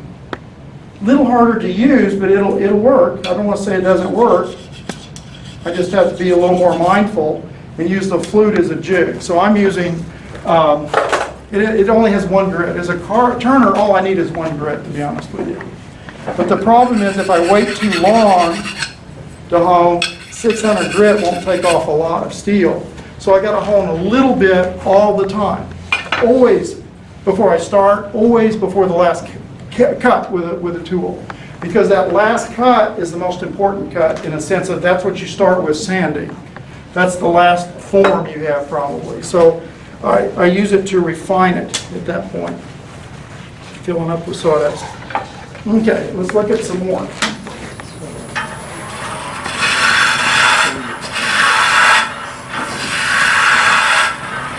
That's a nice tool, Gordon. Good. Ooh, look at that. Hear that? That's really, test of sharpness. The light test is good, but you know what the best tests are? How hard I have to push. Sharp tool is virtually effortless. You hear that sound? That's a sharp tool. It's got a hissing sound. You got to have a quiet lathe to hear it though. So that hissing sound, okay? And then what comes off, that tells me. And then the last one the most important, examine the surface. So those are the best tests. Put all the theories in the back room. Those are the best indicators of sharpness. And if you turn a little bit pretty soon, the first thing that shows up to me is I got to push a little harder. Time to hone it. Time to hone it. So instead of running to my grinder, I run to the hone, and it's very quick. I'm back turning. Now for a skew, you can use a flat hone like you bought. Okay, nothing wrong with a flat hone for that. The curves are really just so you can slip gouges. So you may not have bought the wrong one. You did because it wasn't yours. Huh? You did because it wasn't yours. Oh, I didn't say that. I'm not going to say that. Okay, this is the V-cut family. These are all done with a long point down. It's a straight V-cut. This is an angle V-cut. Coming from the side. I don't know if you noticed, but I'm actually raising the handle to do this. You set in, and you come from the side. Straight. Now, where would we ever use this? It's called a V-cut. Your handle is very low when you start. Very low. It is so low. If you start here, you're back to bulldozer technology. That's all you're going to do. You're going to force the fibers off, and you're very close to a run back. Had somebody in the class yesterday kept getting run backs, and I finally watched where their handle was. They were steering it, they came to the side, and I'll show you that's how you get a run back. No, my handle is down that far sometimes. And look how far it advances. Nope, right where it is. Look how far the tool will travel just by raising the handle.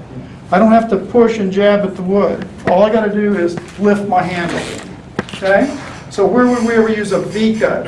See, it's the foundation for 4 other cuts. But it doesn't look like much, but it's a very important cut. And it's actually subtle. That little angle V-cut will shoot on you if you don't present it properly. Well, The harder the wood, or the duller the tool, the wood pushes it. And now you've got a range. It's your start of your bead. It's far better than any parting tool to lay out a bead because there's no tear, and I've almost done 1/4 of the bead in layout. I don't know if you can see, but all my end grain is cut very cleanly. It's not torn at all. So excellent for layout. Matter of fact, it's better than a pencil for striking for detail. I mean, for where I'm going to put things. So no, it's excellent for layout. It's truly. Here's where I use it a lot in my work, and I'll show you some here in a minute.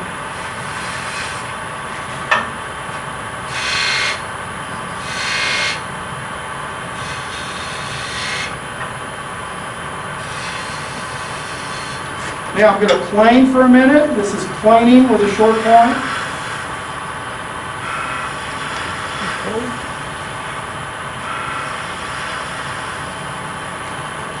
Come from the other side.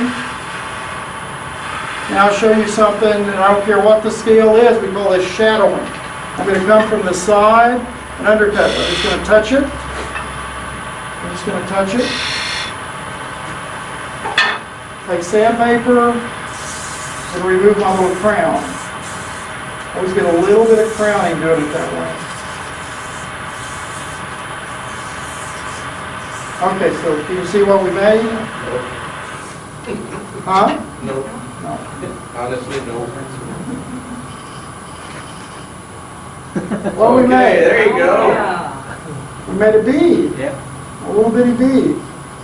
So where would you ever use little bitty beads?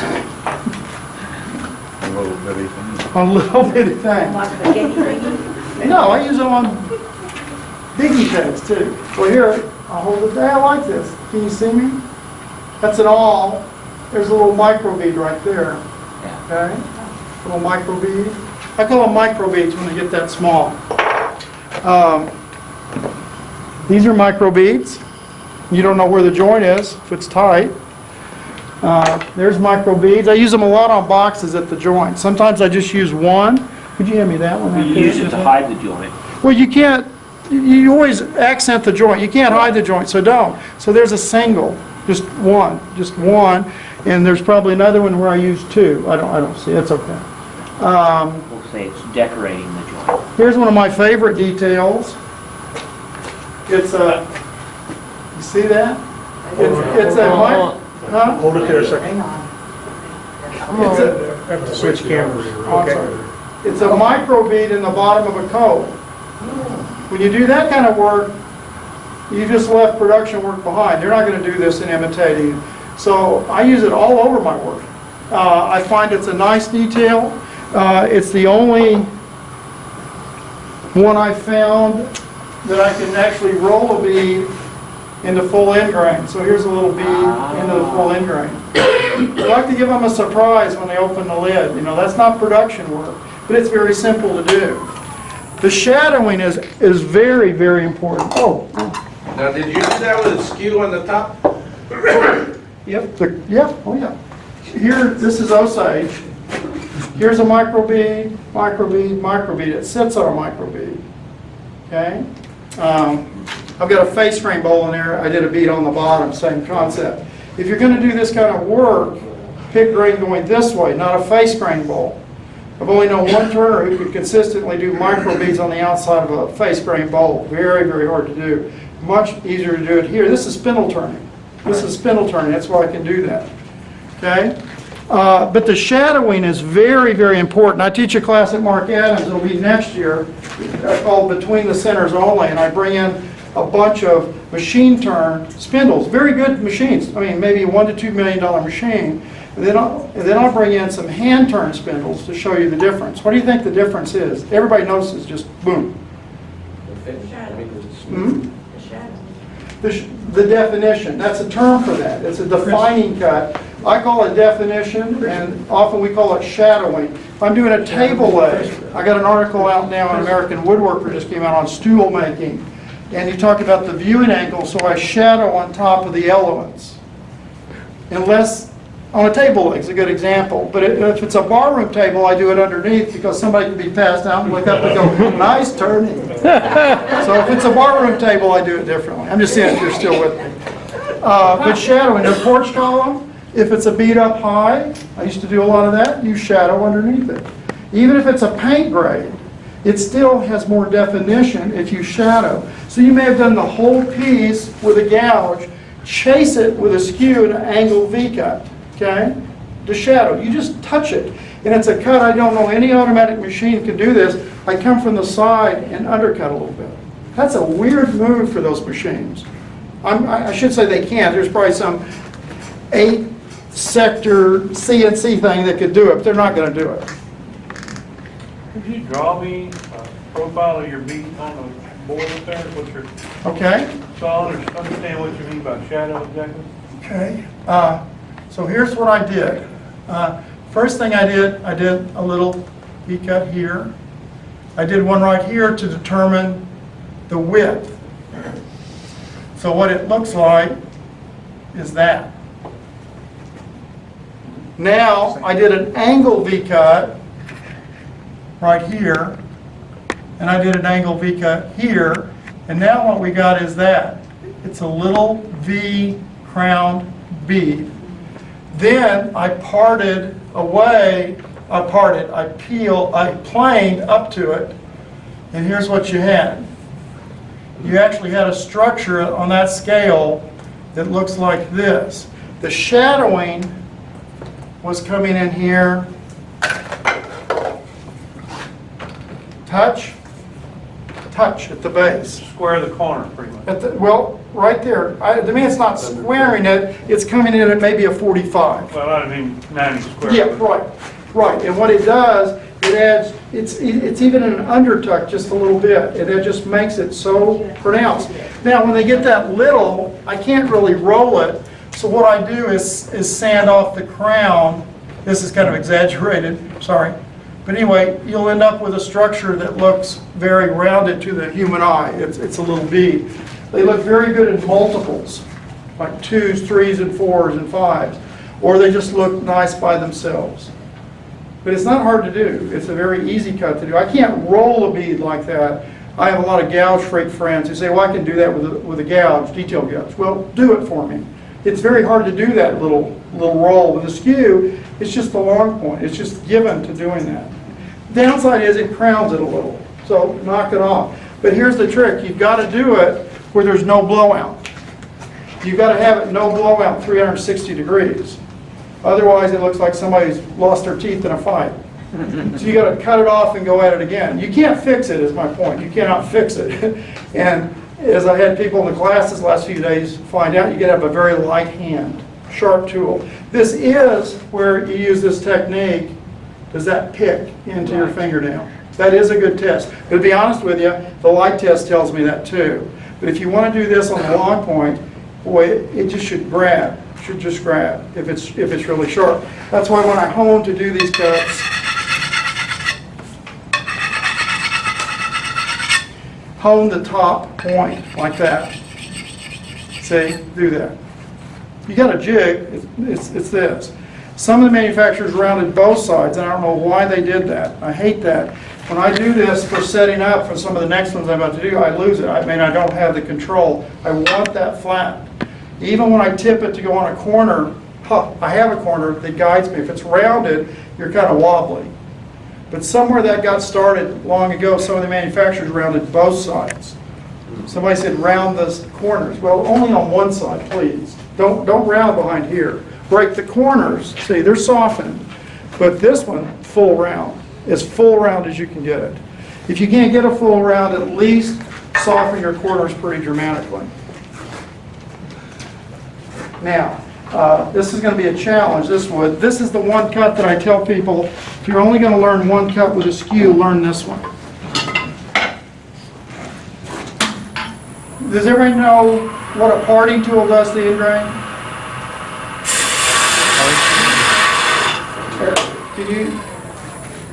Can you come from the side? Does it show? I don't know if it Yeah, I can. come from, use that camera. It just strips it out. Yeah, there it is. Ooh, that's beautiful. This is Texas. That's a hay bale. Yeah. Doesn't it? Yeah. You all know what that is. They don't know what that is in some part of the countries, but you know what a hay bale looks like. Yes. Okay? Now, this is intriguing to me. It may not be to you. I have a very boring life. But when I use the skew, the peel lift, what do you have? You got a hay bale. Doesn't the wood know that's the mighty skew? Why did they just give up? They just say, cut me, please. That makes me think of a funny story. What shape in the French Revolution was the shape of the guillotine? That's why they said all the heads in the baskets had smiles on their faces. It was perfect. So what? You believe that? Take his tattoo away. That's right. This is the guy that was pulling for me a minute ago. But see, you got a hay bale. Why did you do that? Now here's what makes my life that's very dull exciting. The part of the skew that tore it up is going to be the part of the same part of the tool that fixes it. That's the part like, no wait, that's what just wrecked it. And now we're going to use it to fix it. All we're going to do is change the cutting angle. But see, really, someone said, well, all you've done is stick a parting tool onto a skew chisel. Well, you know what? That's one of its uses. It's got other uses, but I really do. I have a big parting tool now that's part of my skew chisel. But that's just one of its uses. There's many uses for that. I still almost believe the guillotine story myself.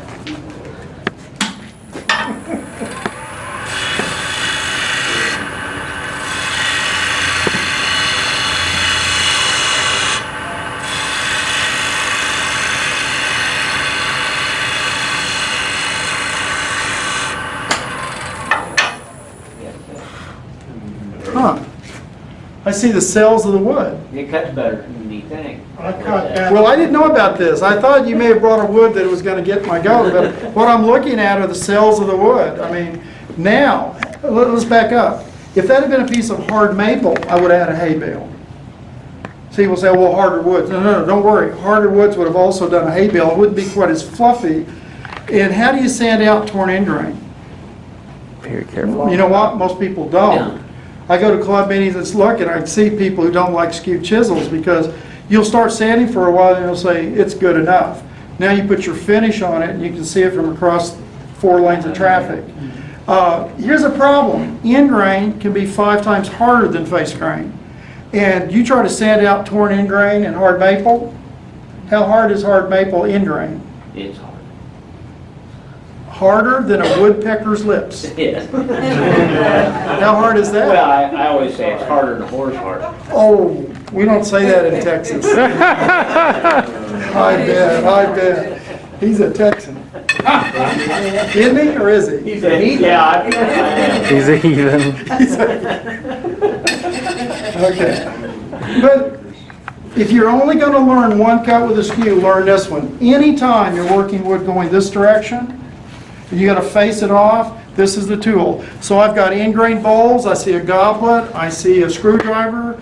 I see all kinds of projects over there where I've had to face off the end grain. That's even one of the terms. It's a facing off cut for end grain. Historically, it was most often called a shoulder cut, where you had a shoulder like this. And that's what I think I put in there. But I've come across other names. But here's the trick. There is a trick. I had a friend cut off a finger doing this. And every time he points, he still cusses me a little bit. He didn't cut off the whole finger, just the pointy part. But he did it doing this cut, so pay attention. I don't demo it, because I figure I can only do 10 demos and I'd have to retire doing this. So I don't. It was a freak accident. Freak accident. Here's what's going on. The point to the back of the bevel needs to be a right angle to the axis of the lathe, or it parallels the face you're trying to cut. If I go concave, it's against the grain. If I go convex, that's really another cut. I'm talking about a chop box cut. I want to do a right angle to the axis of the machine. So I find my right angle here. That's why the handle comes over here. See? Yeah. Now, does anybody know, theorize, what would happen if I tried this cut just flat on the rest and raise the handle? What's it going to do? You're going to bruise the wood, for one thing, it's better. Maybe, but something else happens. It's going to drift, it's going to push it, and you're going to, I've had people just, I keep cutting diagonals. Well, what they're doing is flat on the rest. Now, off to here, this side will look like this. Parallel this part of the skew to the face you're cutting. Now, here's the trick, and this is what wasn't in any of the old books when I started. Handle very low. Oh, definitely, don't bulldoze it. It will tear. Handle very low. Start into the wood, and as soon as you get into the wood, crank it away a few degrees. The more you crank it away, the worse the cut. All the way over to here is the absolute worst. Well, now we're back to a parting tool. 45 is better, but it's not a very good cut. Somewhere around 10 degrees, you start getting a pretty nice cut. But guess what? If you can get it down to under 5 degrees, that's the sweet cut. If you've ever been to the Grand Canyon, it's like walking up to the ledge and putting your toes right over the end and looking down. And that's what you got to do. Because if you lose that clearance angle, it's one of the nastiest things in wood turning. If you got a spur. If you got one of these, it's not so bad. So how did he lose his finger? I'll come up here and I'll talk you through it. I've done it before. What, cut off your finger? Cut off the- On the lathe? No, Okay, no. A lot of people lose fingers and parts on the joiner. table saws, number one, usually. I got mine in the joiner. Ooh, that's bad. It took it off to there. It's kind of round now. That's kind of neat. Looks like it got turned. Yeah. Shoot. Matter of fact, I heard him say they did such a good job with that finger, he was thinking of doing the other fingers. Yeah, that's right. I know a wood turner has cut off the same finger twice on a bandsaw. You think you'd learn after one time, wouldn't you? Here it is.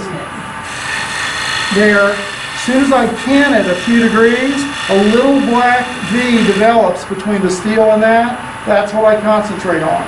Normally I'm looking up here, not so with this. I'm looking at my slight amount of cant, and that's what I can see under 5 degrees. See, if you watch somebody turn, you don't know what they're looking at. I'm telling you, what I'm looking at is this. There's a little black V at the base. The good news is, as I head down, the shadow lengthens. And stop whenever you come to the top of the cylinder here, okay? If you forget it, here's what it looks like. I'll slip it.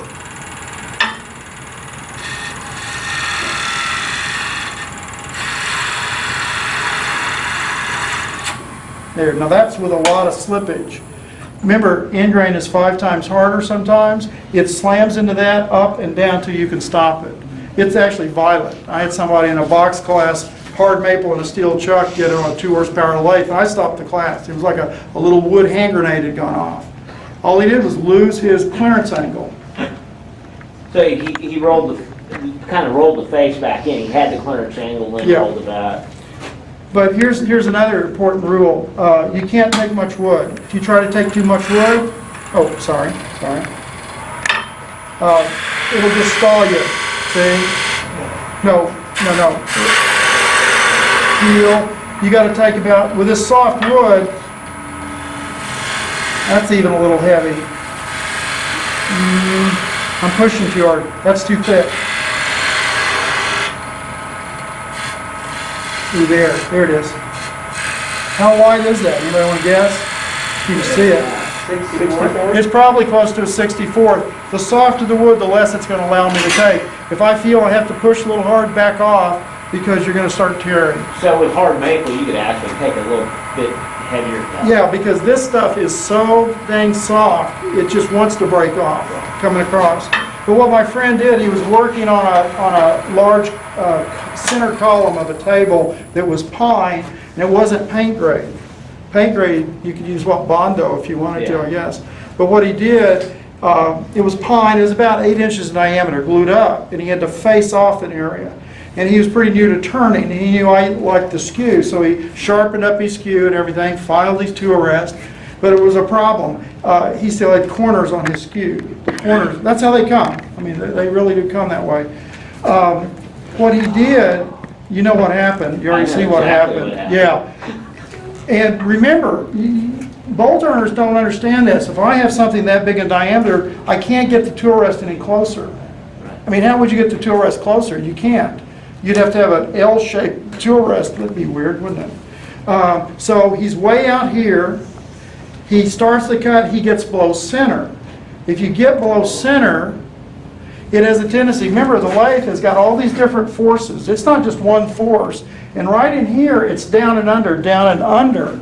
And he got below center and it pulled it up on it. And what happened, I know, it didn't mash it, it was a cut. And what we theorized, he had filed the top of his tool rest, it was sharp. Yeah. This was sharp, it was actually a cut.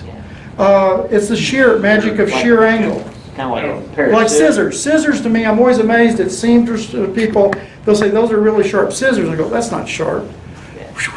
They fly through a piece of fabric. That magic of those angles, and we think that's what he did. He discovered a shear angle. Ooh, it's nasty. But he learned a lot. But he he's a great guy, and when he even teaches with me sometimes, I'll have him put his hands together and say, look at that. But it wasn't a major accident, but it wasn't. So he literally pinched his finger between the tool rest and the tool. The corners, but it actually was a cut. You'd think you'd got a horrible bruise or something, but it actually had a cutting action with a lot of force. It was a pretty powerful lathe too. But it was getting off the tool rest, but getting below center is what we think was the curse. So, if you watch me, I always end above center with that. That's a freak accident. That doesn't happen to wood turners. Not very often. So the shoulder cut is this. Hand it over to where you have your little black V, and you watch it all the way through the cut. That's all it is. It's a cakewalk if you understand the clearance angle. If you don't, it's hit and miss. It'll wreck your piece. It'll wreck your piece. How are we doing on time? Okay. Let me show you a couple more here. There's a problem with parting off with a parting tool, isn't there? It's called a parting tool. You think it would be outstanding. It's horrible at parting off. I think it should be called the sizing tool. It's excellent for sizing diameters and things. It's lousy for parting. So I part off with a skew, and here's how I part off with a skew. So let's pretend we're making something here, maybe the end of a tool handle or something. I'll show you this cut now. It's a rolling cut.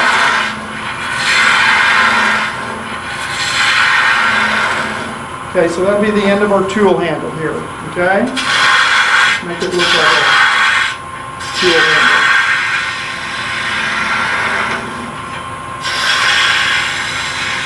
Okay, so there's our tool handle. Here's what I do. I angle my tool rest and pull it back a little. This is one of the reasons I don't like a step center. And it's why the centers from one way, I throw away the springs. I resell them and they send to me with no springs, because when I started doing this, those springs in the step center and the way they have these originally, it will close in on my cut. Yeah, because it starts pushing. It starts pushing. I don't need any help from this. I want to control it. So I had somebody in the class here the other day, it broke off and always ended in a big hole. I said, well, it's your spring. It's a spring doing it. So take a little pressure off there. It's a series now of V cuts. Okay? That's all it is. It's a series of V cuts. Why you get the hole, two things with a parting tool. It'll tear fibers, and also, right before you part through, it'll twist. And you know what? The fibers are twisted, never in this side, so you take it off and there's a hole in your project. Either you got to fill it looks filled, or you got to sand along the way. So if I part off with a skew, I can do something. One, a V cut can be a very clean cut. But with a skew, I can do something that's hard to do with a gouge. I'm going to take the point, I'm going to stick into that and stop it from rotating, but I can't get the twist. So the last V cut should be towards it. Okay? Angled V cut. I'm kind of weird spot here. There. Okay? So there's my handwork. It's not very much. Always leave a little bit of nib. There you go. I got a little bit of a circle, but not much in there. And that's my amount of handwork. Now, if it's a baseball bat, I don't do that. It's not big. What you do, you V down at this end first, get it small. V down at this side, get it small. Turn off the light, take it off, and I use a Japanese pull saw. I still have reduced my handwork a lot. When I turn these handles, like I turned this one for Gordon, after I've drilled it and everything, I put it back on the lathe, and I part it off down here so that my handwork is just very, very minimal. So even something this big, you can do it. That's not too big. Plus, if you put a hand on it, it'll just stop rotating. It's in your hand. But something much longer, you don't part all the way through. Okay? You always part it off at this end, never that end. Everybody knows that, right? Yes, sir. Unless you want some excitement. Have all the bolt turners gone to sleep yet? Okay. Let's just talk two more cuts. These are pummels. Can you kind of show those a little bit? Those are called pummels.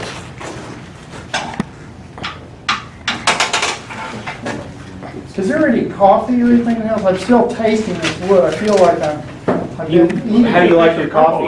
Black or? just a little black. Okay. No, it's a neat wood, but boy, is it, can you all smell it? Yeah, The cedar, it's got a cedar smell, but it's got a bitter taste. yeah, it's very bitter flavor of the stuff. He knew that, so he must have done it on purpose. I think that's an old Texas trick, Add a little sugar. kind of like putting a burr under a cowboy saddle or something. He brought me a bitter tasting wood here. Pummels, those are pummels, and there's different flavors of pummels there. What there are, there's square-shouldered pummels, square-shouldered pummel, rounded pummel, rounded pummel, rounded pummel, rounded pummel, square pummel, rounded lamb's tongue. Can you show the last one? That last one on now, that's called the lamb's tongue. Okay? I think that one of the hardest ones to do is the square shouldered, but that's where I start with, because then I convert that into the other two. So it's kind of mean how nature is on that. You got to kind of learn to do the hardest one so you can do the other two. But you got to have such control to do a pummel, because if you break off the corners, you run the piece. You've also got to create a surface that requires little or no sanding. Like a square-shouldered pummel, I don't know how you would ever sand a square-shouldered pummel right here. It'd beat your fingers up. I mean, if you tear up the end grain on it, you're going to have to live with it, or paint it, or something. So, where would you ever see pummels? Balusters, banisters, newel Table posts. legs. All kinds of furniture parts, where they're going to do a mortise and tenon at the top. Chairs have it sometimes. Bedposts are very common for the bed rails and blanket rails and all the other things that are part of building it.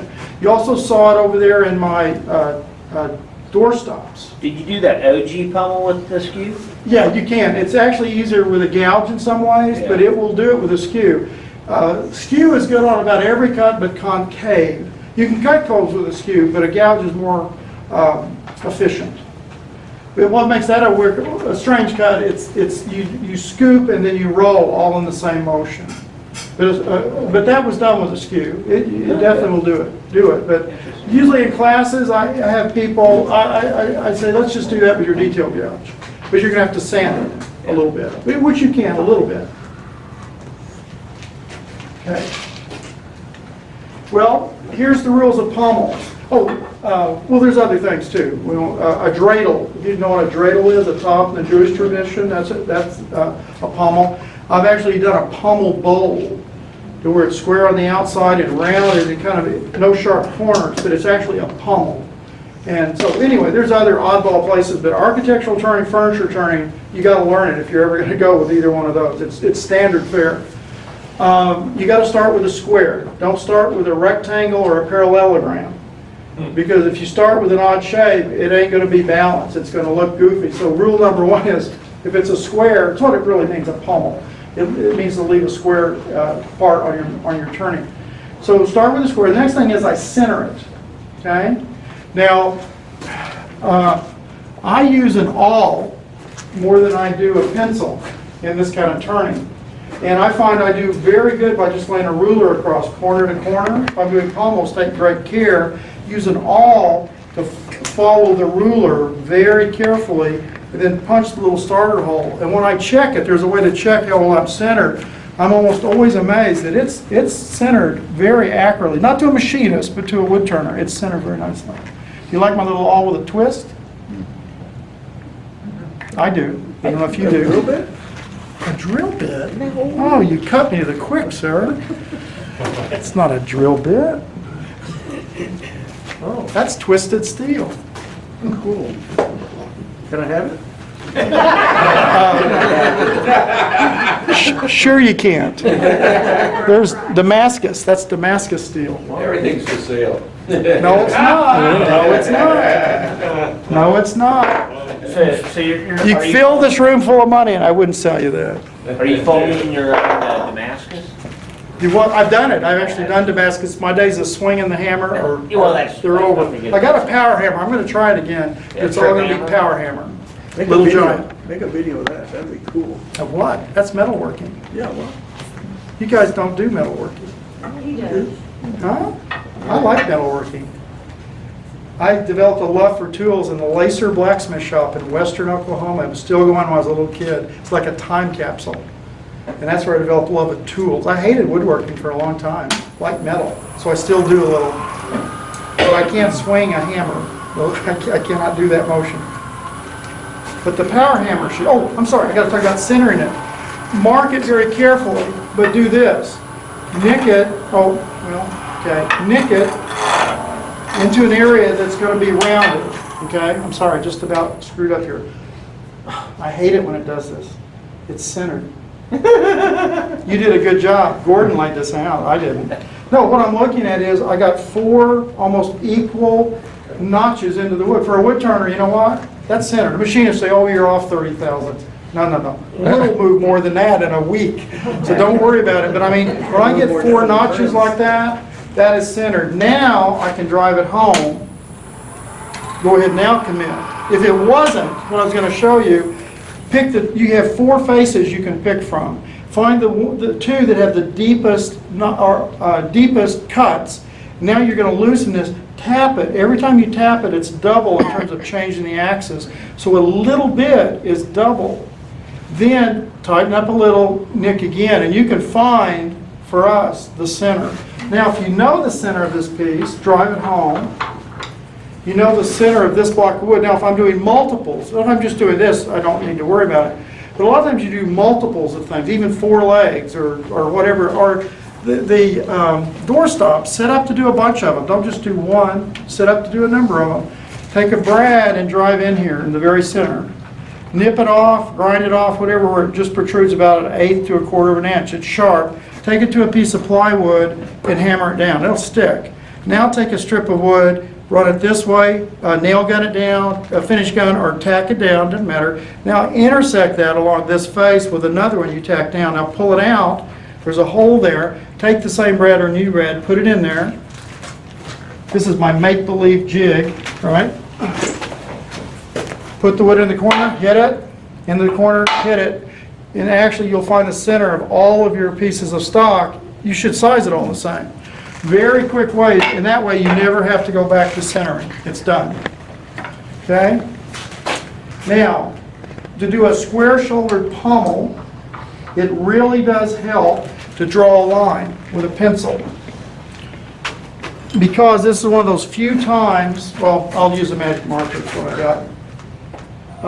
Set this to 9S Sharpie. They quit using the word magic marker after they've seen some wood turners. I'm sure that's the origin. There, so they'll see that. Darker wood, this will show up better in my pencil, or I have white pencils when I'm working in walnut or something. So if in an old book or a drawing you see this indication right here, that doesn't mean throw it away, it means leave square. Because I can't look at a 2-dimensional drawing and tell you that's round and that's square. It's goofy, you can't. Sometimes they actually write leave square. That's okay too. But this is really a designation that means something to most turners who do that kind of turning. So this is round, that's square, so let's pretend this is a table leg we're doing. So I'm going to do a V-cut to the rounded side, very gingerly. These look like this is going to be chippy. Okay. Now, that's about as deep as I can go. I didn't show you on the V-cut, you can't drive this big wedge very deep. Matter of fact, if you try, it'll start burning. So I've cut a little clearance, but I'm stuck. I can't really work this. So now go to a peeling cut. Now don't go below that or you will splinter up your corners. So I'm being very careful about what I'm doing here. Now go back, get a little closer to the line. Now you can angle in probably. There, much better. Now bring her down by peeling. Now I don't want to plane because planing has that ribbing action and you lift it up. If you go just below that, you'll get splintering. Now I can actually walk up to my line. What they really are shoulder cuts. But you got 4 corners that are clubbing the point every revolution, begging to be broken. That's what makes a pommel tricky.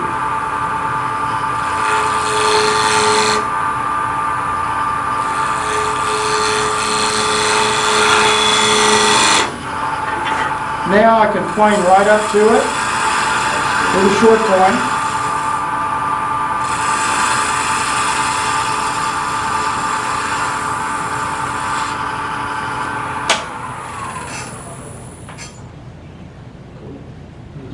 There it is, right to the line. Corners are still there. End grain is cut cleanly. So if I leave a square-shouldered pommel, I don't like them. I think it's too harsh, square, round. But when you duplicate work of other people, you got to do what they bring you. So if you're going to do that kind of work, you got to learn to do these. When I started turning no craft shows in the winter, I'd take all turnings, and these used to make me sweat. And if it only had it at one end, I left the whole piece square, so I had 2 chances before I made a stick. And then the rule of thumb of all pommel turning, you always do pommels first. You don't put off the pommels till last. Because if you do all this great turning, you screw this up, you got a stick. Because it'll splinter. I mean, it is violent sometimes with a spur and everything. And another trick of the pros, add about a 1/2 inch at both ends. Just in case you get a little splintering. Okay, now that's a square shoulder. I don't care for them myself. The most common is actually the rounded pommel, and what you get if it's a good detail, it's got an archway to it. If you sand it, I don't know how I'd sand this, I'd run it. I mean, it would break by trying to sand it. It also would beat up your hands. Someone said, I first heard this, in the trades it was called pummel, not pummel. Right? Because it would pummel your hand up. And I thought, nah, and I looked into it. No, it means the end of something, like a sword hilt or something, is probably the real origin of the word. But what I want to do is not rely on sandpaper to fix them. I can sand a rounded pommel a little, but the problem is it'll sand more on the leading edge than the trailing edge, and you'll do what we call smear. Go to Home Depot and look at the balusters that have been chased over with sanding fingers and all, and you'll see what smearing is. See how nice those are? The archway is a nice little dome. So if I'm doing a rounded pommel, I have 2 lines, where you land it and where you start it, because the whole look changes dramatically whether you start here, here, here, here, here, or all the way back here. Some bedposts, you'll go back 4x4, 5x5, 6x6, you may go back 8 to 10 inches. The curved pommel, so there's no sharp corners, okay? So I'll show you 2 ways of doing this. One is what I call paint grade. The other is called finish grade. This is 36 grit and 400. Do what? Difference between 36 grit and 400. Well, you'll see what the difference is. So here's paint grade. You do that all of the long point. Long point. So that's a paint grade. Now, it's got blushing. We call this blushing. Now, if it's going to be painted, it's perfect. There's nothing wrong with it. It's not torn grain. Right behind blushing is tear. But you can call it bruising, but most of us call it blushing because it looks whitish. What it is, the end of the fibers, it's end grain. Really, they're kind of crushed. They're beaten down. Okay, can you see it? Yeah, you're pushing it. Can you all see it? Okay, well, here's finish grade. I'm going to come back. Well, there's the archway. See the archway? It's got a nice curve to it. So this is a finish grade.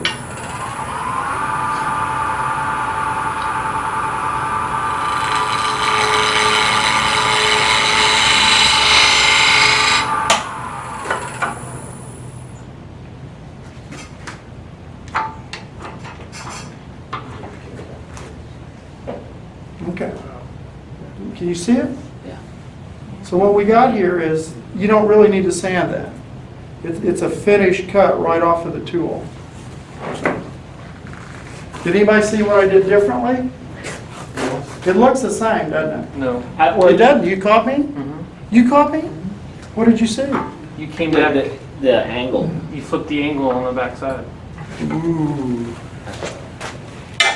No, you didn't.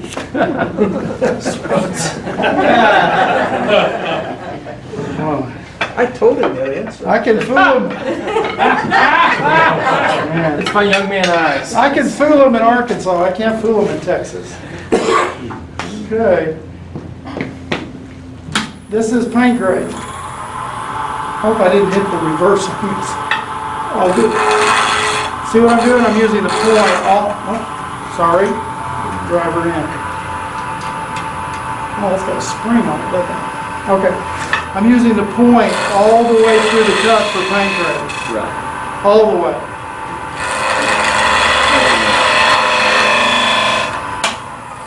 It does pretty good, actually. See? But it's got lines. It's got a little whitish. There's our arch. But here's a finish grade. Point, drop the point.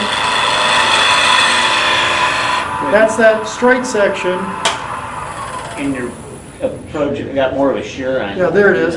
Now that's almost polished. That's polished because it's cut with this area. It's a lower impact. That's all it is. It's a much lower impact than leading with a point. But it looked that way in hard maple or whatever. So you get that kind of finish off of it. Okay? So those are pummels, pummels, pummels, pummels. Here's probably the hardest cut because how late can we go? It's a quarter till. Till 11. This is day 6 for me, and I'm starting to wear down, I'm afraid. This was my relaxing day.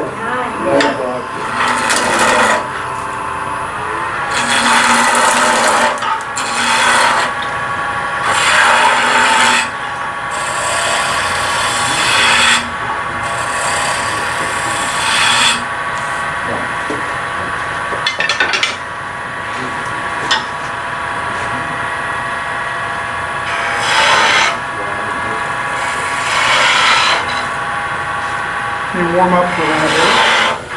Oh, get it when it does that. There we go. I gotta warm up. I don't do it this way anymore. This is an old production technique of doing beads, where with really just 2 passes you get a finished piece.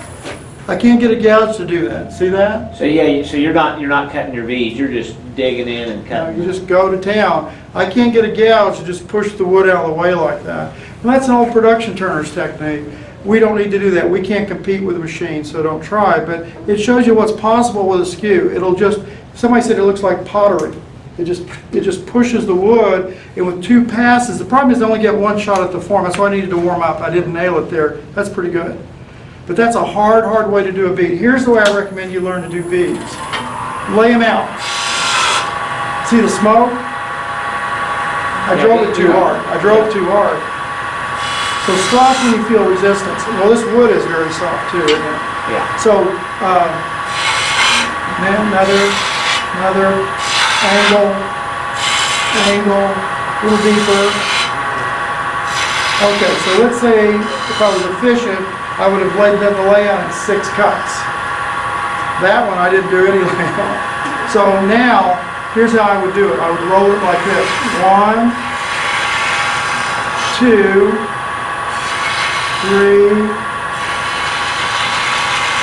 4. So I did it 10 cuts. That took me 2. But what this gives me is all kinds of control of shaping my bead. I always leave that little flat. That little flat's intentional, so that when I hit it with sandpaper, the top pulls right into the sides. If you start in the middle, you'll crown your beads. And if full-size beads, we don't want that because you're going to lose diameter to fix it. So here's what I'm doing. Let's do it on the end. If you want to learn a skew, learn it on the ends of cylinders sometimes. This is what I was doing there. Now the first time I did it, I didn't use the point. This one, I used the point in the wood. So watch what happens when I don't use the point.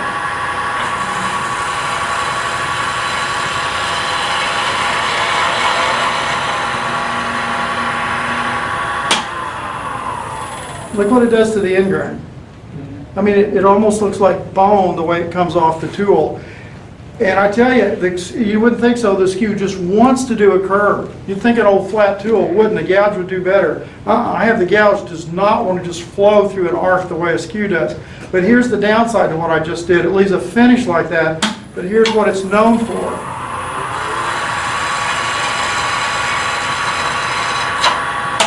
Yeah, scale.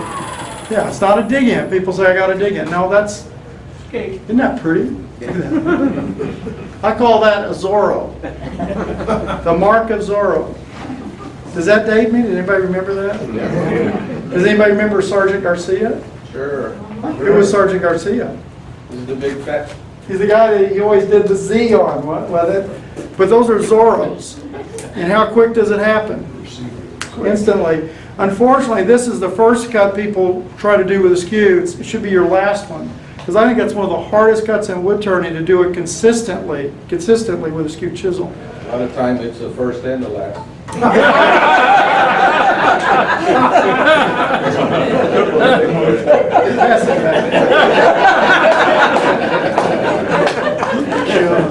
Well, he's actually right. I'm afraid the man speaks wisdom. But it's very frustrating. It's very frustrating. And usually what will happen, you'll see people, they'll get it a little bit, and then they start looking like somebody who's trying to rebait a set mousetrap. Because they get very tentative. Geez, can I do it again? Yep, it is. Could you rebait a set mousetrap, Alan? Do you have nerves like that? He's the only one that can. That's it. Table saw and mousetraps. Yeah.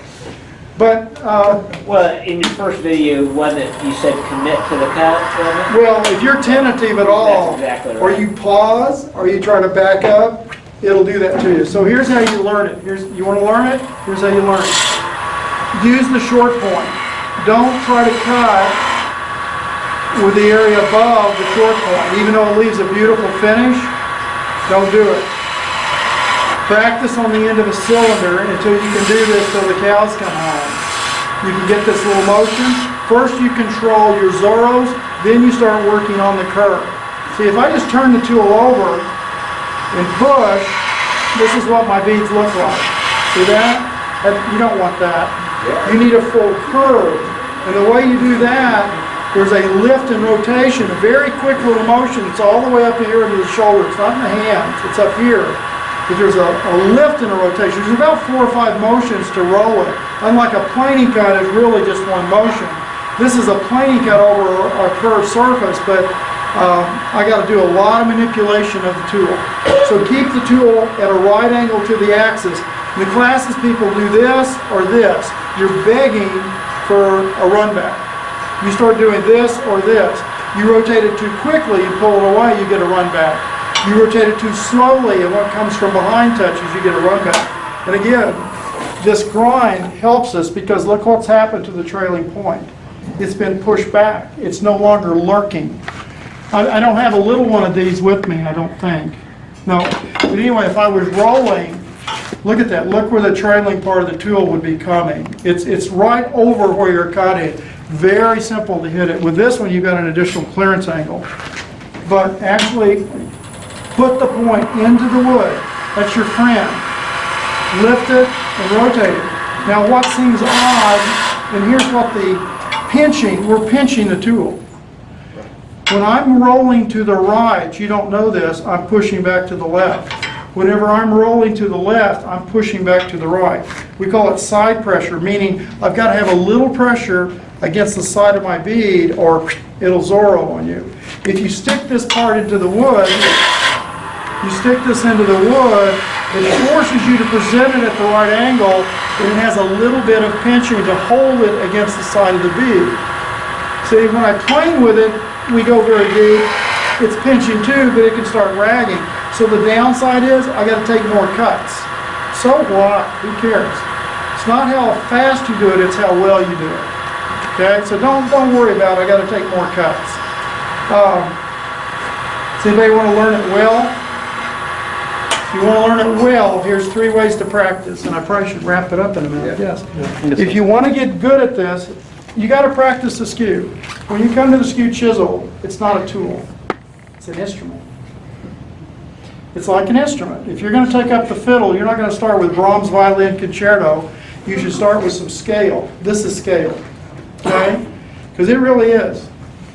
So here's some ways to practice. 1, if you're going to learn to use the short point, you're going to have to be this skilled with it. Can you start a cut, stop it, come back and pick it up, stop it, pick it up, stop it, kitty. Because a lot of times when I trim a bead to a shape, I don't recut the whole bead. I just take off an odd place. Bolt turners have to deal with this. If I'm doing a balanced bead, each side has to have the balance of the fullness. So I need to learn to control my cutting, say, you know what, I'm just going to cut right there. That's all I need to do. okay? So I call it a start-stop exercise. Whenever I finally got with somebody who taught me a lot of wood turning, here's what he used to do to me. He would make me do this with one arm. Now don't do this with a spur. The next two, do not do these with a spur, okay? Just slip it, well you know nothing bad's gonna happen. So can you roll a bead or that shape just using one arm to do it?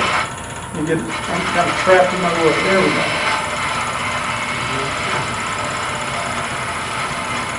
Okay? Now if you get a run back or something, so what? You're not going to get hurt. But learn to get that kind of control. I've had one-arm individuals in classes, and I had a guy at Airmont a few years ago. On Friday, he was the best turner in the room because he couldn't do Arnold turning like some people want to do. He had to figure out the angles and everything and a sharp tool, and he just tucked it in. He didn't have an artificial arm. I'm talking about one arm, literally. So he would sit there, he did bowls, he did everything, boxes, he hollowed, but he got that good with one arm. It also teaches you it's not about muscle anyway. You don't even need much speed to work with a skew. A skew will work at unbelievably slow speed. See, that's not very fast, 640, and it still has that 400 finish. So when you speed up your lathe, again, it's like the grinder. All it does is allow you to do stupid things faster. Okay? Every serious accident and death I know on wood turning, speed was a factor. I was an expert witness in a long case, and accident happened about 2 minutes after the boss came back and said this isn't moving fast enough and doubled the speed. Then the accident happened. Every instance I know of, the detail speed was entered into it. So look how slow I was turning. I don't need a better finish than that. I mean, people speed it up making their living because things happen quicker, but okay. But I don't think that's the answer anymore. Just do good work. Do good work. Don't. I hate well, I shouldn't say that. I dislike demonstrators who demonstrate at 4,000 RPM and say, isn't this cool?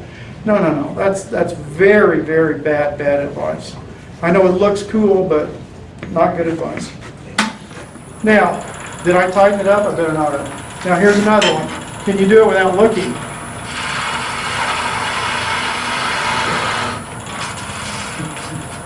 Can you feel the blade hooking underneath? I had a friend who taught blind people wood turning in another country, and he said the only way he thought it'd be fair is to be blindfolded, so he blindfolded himself to teach them for 3 days. Now, why in the world would you teach blind people wood turning? Seems odd. Not really. It's the only machine in a whole woodworking store or shop where you hold on to the cutter. Every other piece of motorized equipment, the cutter is moving, even on a sander, okay? And unlike carving, we don't do cuts towards us. The worst injury I ever saw in woodworking where I was present was in carving, believe it or not. And I even worked in a mill for a little while. So, I mean, carving can be lethal. I shouldn't say lethal, but it can really hurt you. I wouldn't put a little kid on a drill press, to be honest with you. Drill presses are kind of got their own rules, don't they? Mm-hmm. But with this, the cutter's going away from you, you're holding onto the cutter. And I saw photographs of this, he didn't have video, but these were people blind. I'm not talking they could sort of see. And what they were doing, they were feeling the forms. And of course he taught them with these, cup center. If they could feel the forms developing, I can't cut myself hardly. I mean, I'm not jabbing the tool. If you're a good wood turner, you kind of let the wood come to you. See, I don't need a lot of force. The wood will actually just come to me and cut. So, ultimate exercise that I know of. And see if I can find my ultimate exercise now. Who knows where I put it in all this fun. Okay, where'd you go? We're working.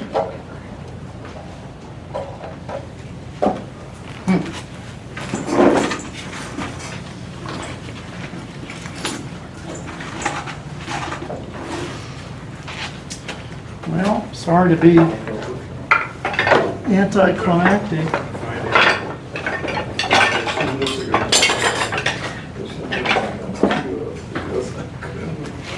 Where'd you go? Oh, well, I didn't get to show you my fishing lures. I do marbling onto my fishing lures. There was a Those are filled skates? Yeah, those are my skates.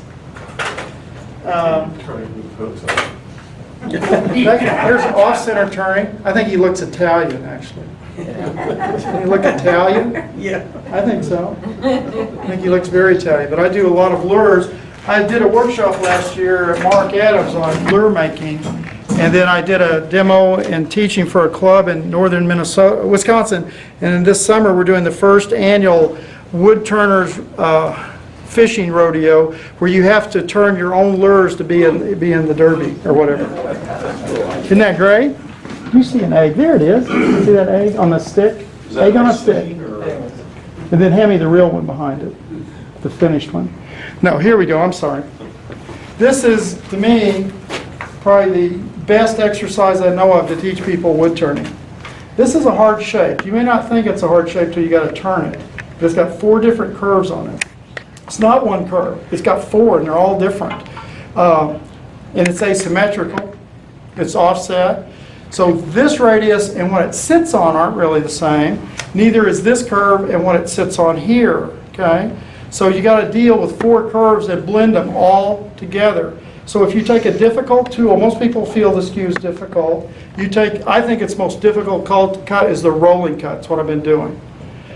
This is all rolling cuts.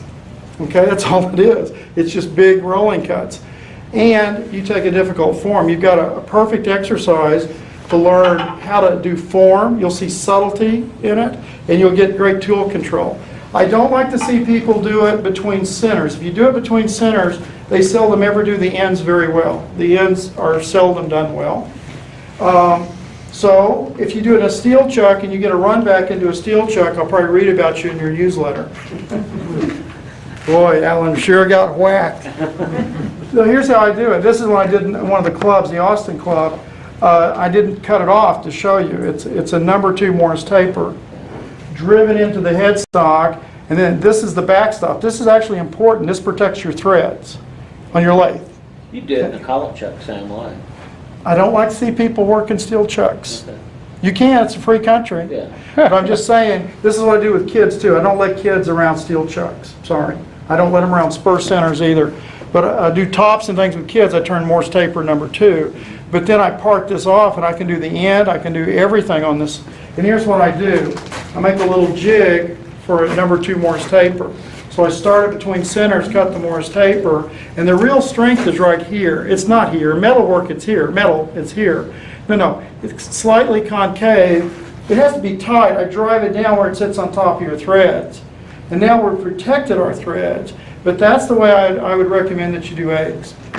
But don't do one egg and quit. Say, oh, that's too hard. No. If you want, I said, if you want to get good at this, this is practice. But you know what? If you do them really nicely, they're beautiful. I mean, the form is beautiful, is what I mean. And I said this at a class in Boston a couple years ago, and a guy called me. He said, I took you literally every day before breakfast, I turn an egg. He said, I'll have my coffee, but I'll go out and I have to do an egg. Well, you can turn an egg in under 5 minutes. It's not an involved process. It's really not. I met a man who made his living many years ago turning what he called his 3-minute egg. It was 3 minutes from the time it went on the lathe till it came off. He did craft shows. And he said he would turn 12 hours a day. He brought eggs, but everybody wanted the egg he just turned. And he said, I make my living primarily from my 3-minute egg. Now, they were kind of folky. He wasn't trying to, I really work on the form and everything, but he wasn't. But I asked this guy, how do they look? And he said, well, they look pretty crappy for the first month or so. He said, now they're salty. They look really good. If you look at a dozen chicken eggs, no 2 are the same. If you can see that in a dozen chicken eggs, your eye is starting to find form and line. You're seeing it.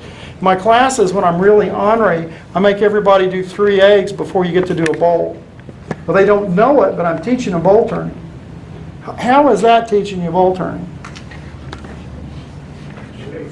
Shape, form, line.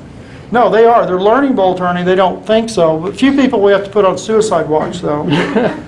Because you got to convince me that looks like something that came out of a bird. Okay, I'm pretty tough on that. But it's worth investigating. The same guy, I told him you need to up your scale, so I sent him photographs of emu eggs and ostrich eggs. So I'm waiting to hear from him. Those are actually beautiful forms. They really are beautiful forms. I'm thinking more of the classic chicken egg, although some people start with an ostrich egg and end up with a hummingbird egg. So I never really named the species, okay? Just a bird egg. Well, I'm whipped. This was day 6, so I'm wearing down.